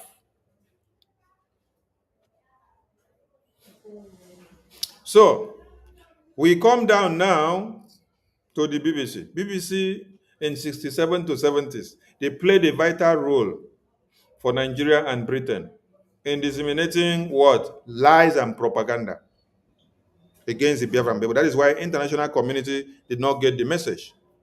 about what actually happened to the Biafran people, because BBC and Premium Times of London, they wrote lies and propaganda against the Biafran people. But today, BBC is writing about the work of Biafra Republic government in exile in Washington, D.C. Let us go there and let them understand that the table don't turn. Oh, the same mouth that you used to write propaganda against the Biafran people in 67 to 70s, today, you are using it to write the good works of Biafra Republic government in exile. So Britain is falling. If Britain is bowing down to sing the praises of what Biafra are doing today, history is changing. And it is changing in our own time. We thank God for being part and parcel of this in our own time. The program is coming to a close, but I want to open this book of Britain, this BBC. Then when we come back again, we will open the rest of them. Let us go there. Are Christians being persecuted in Nigeria as Trump claims? They go down. They write all the nonsense. They write. They say, oh, Boko Haram has this, Boko Haram has done that. When you have time, go down and read all of them. But I am going down to where they cited the Biafra Republic government in exile, so that you will see something. That's where I'm going. So just go with me.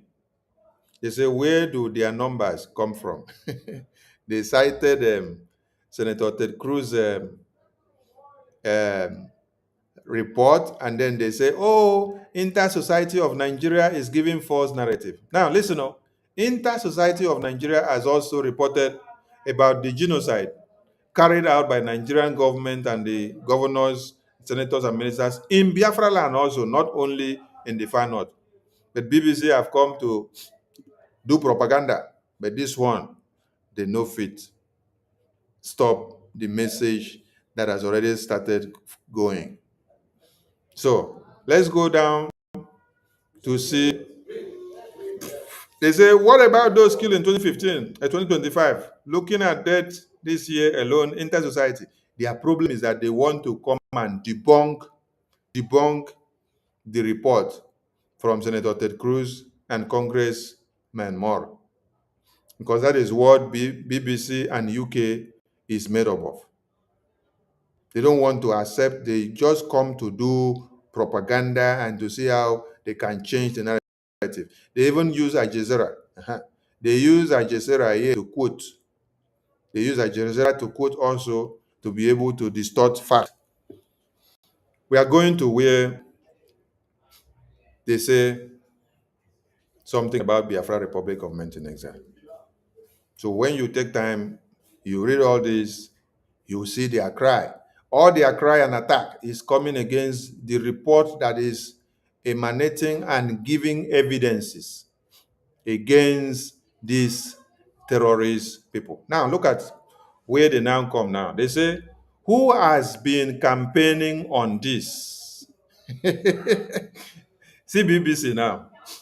BBC say, who has been campaigning on this? Let us hear their cry. BBC say, concerns about threats facing Nigerian Christians has been discussed by politicians in the United States and by international Christian groups for a long time.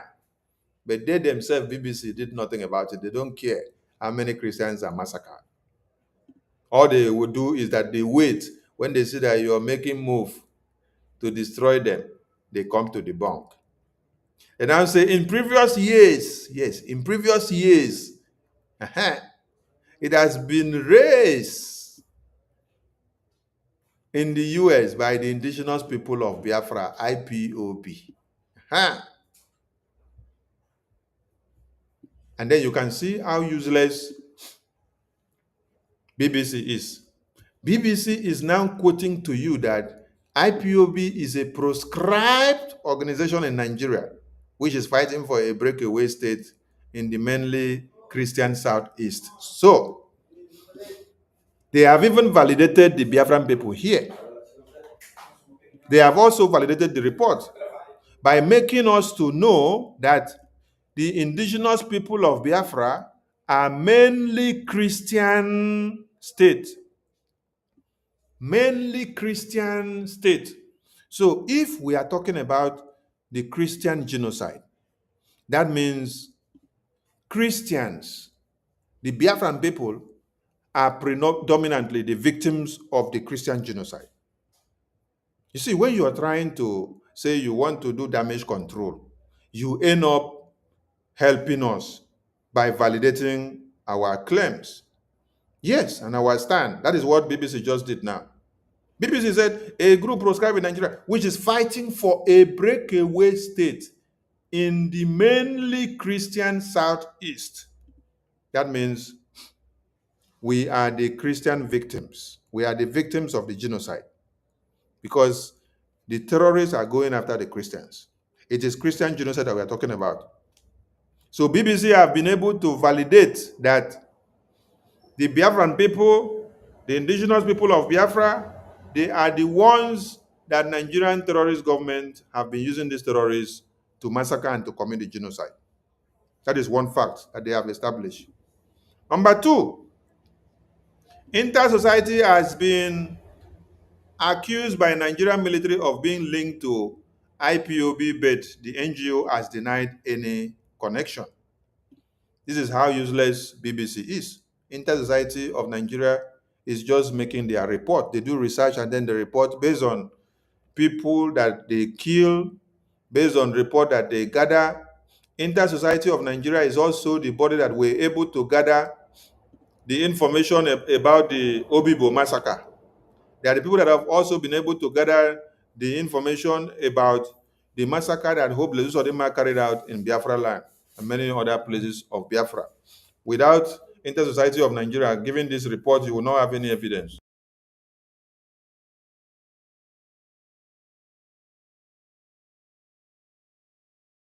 So BBC inadvertently are helping us to explain and to even give evidence for the Biafran cause without them knowing.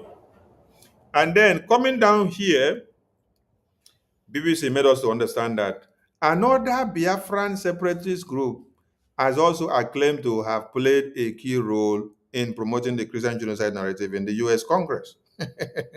He said, the Biafra Republic government in exile. Hey, described it as a highly orchestrated effort, saying it had hired lobbying firms and met with U.S. officials, including Cruz. See where the thing choked them there.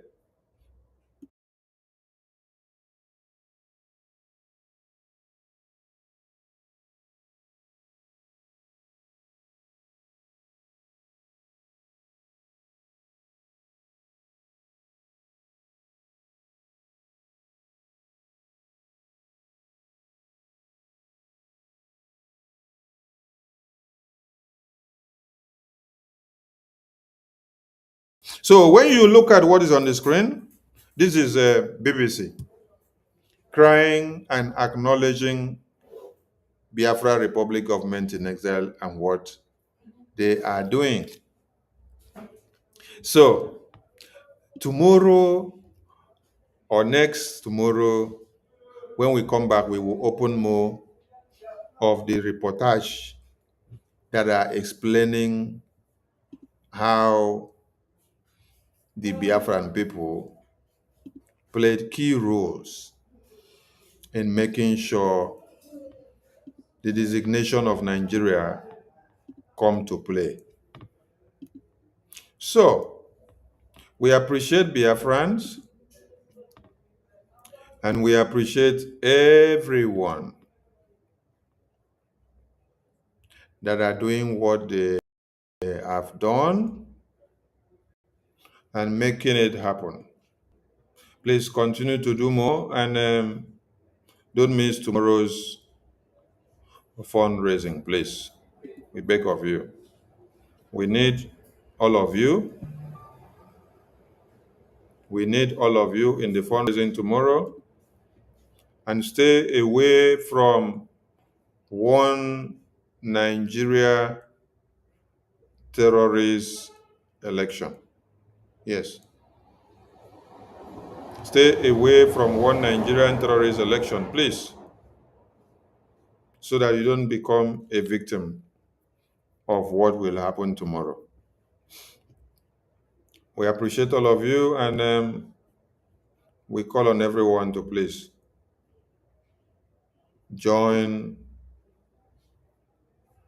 the fundraising tomorrow, and let us make it happen. We need every support. We need every support from everyone. Join the fundraising tomorrow and make it happen. Nobody will come to do it for us, but we have to do it for ourselves, and we have to tell our own stories. I appreciate all of you. And from me, from here, it is good evening and good night and good morning to all of you. Ndewo. Abdurrahman Dambazo met with the Miyetti Allah Cattle Breeders Association of Nigeria in Kebbi State, offering them the sum of 100 billion naira over 2 years to stop the kidnapping in the country. The meeting lasted over 4 hours on Friday as negotiations dragged on, with the association initially asking for 160 billion naira. The minister said that the strategy was part of the steps needed to tackle insecurity in the country as prescribed by the Economic Community of West African States, ECOWAS. The headsman crisis has risen since 2015 after Muhammad Buhari became president. Their rampage has spread not only in the north but also throughout the southern zones of the country. The killings by the headsmen has led them to be tagged the fourth most dangerous and deadly terrorist group in the world by the World Terror Index. The Acting Inspector General of Police, Muhammad Adamu, who was also at the meeting in Kebbi State, added that over 1,000 people have been killed and many more kidnapped in Kaduna. However, he said that this intervention was necessary to bring the criminals to book. The Kebbi State Governor Atiku Bagudu said hosting the meeting in his state shows the seriousness of President Muhammadu Buhari's administration in tackling the security challenges in the country. Responding, the president of the association, Alhaji Muhammad Kirua, said the meeting would serve as a foundation for peace between the Fulani headsmen and farmers and among Fulanis themselves. Roots TV, Nigeria. The federal government, led by the Minister of Interior Abdurrahman Dambazo, met with the Miyetti Allah Cattle Breeders Association of Nigeria in Kebbi State, offering them the sum of 100 billion naira over 2 years to stop the kidnapping in the country. The meeting lasted over 4 hours on Friday as negotiations dragged on, with the association initially asking for 160 billion naira. The minister said that the strategy was part of the steps needed to tackle insecurity in the country as prescribed by the Economic Community of West African States, ECOWAS. The headsman crisis has risen since 2015 after Muhammad Buhari became president. Their rampage has spread not only in the north but also throughout the southern zones of the country. The killings by the headsmen has led them to be tagged the fourth most dangerous and deadly terrorist group in the world by the World Terror Index. The Acting Inspector General of Police, Muhammad Adamu, who was also at the meeting in Kebbi State, added that over 1,000 people have been killed and many more kidnapped in Kaduna. However, he said that this intervention was necessary to bring the criminals to book. The Kebbi State Governor Atiku Bagudu said hosting the meeting in his state shows the seriousness of President Muhammadu Buhari's administration in tackling the security challenges in the country. Responding, the president of the association, Alhaji Muhammad Kirua, said the meeting would serve as a foundation for peace between the Fulani headsmen and farmers and among Fulanis themselves. Roots TV, Nigeria. The federal government, led by the Minister of Interior Abdurrahman Dambazo, met with the Miyetti Allah Cattle Breeders Association of Nigeria in Kebbi State, offering them the sum of 100 billion naira over 2 years to stop the kidnapping in the country. The meeting lasted over 4 hours on Friday as negotiations dragged on, with the association initially asking for 160 billion naira. The minister said that the strategy was part of the steps needed to tackle insecurity in the country as prescribed by the Economic Community of West African States, ECOWAS.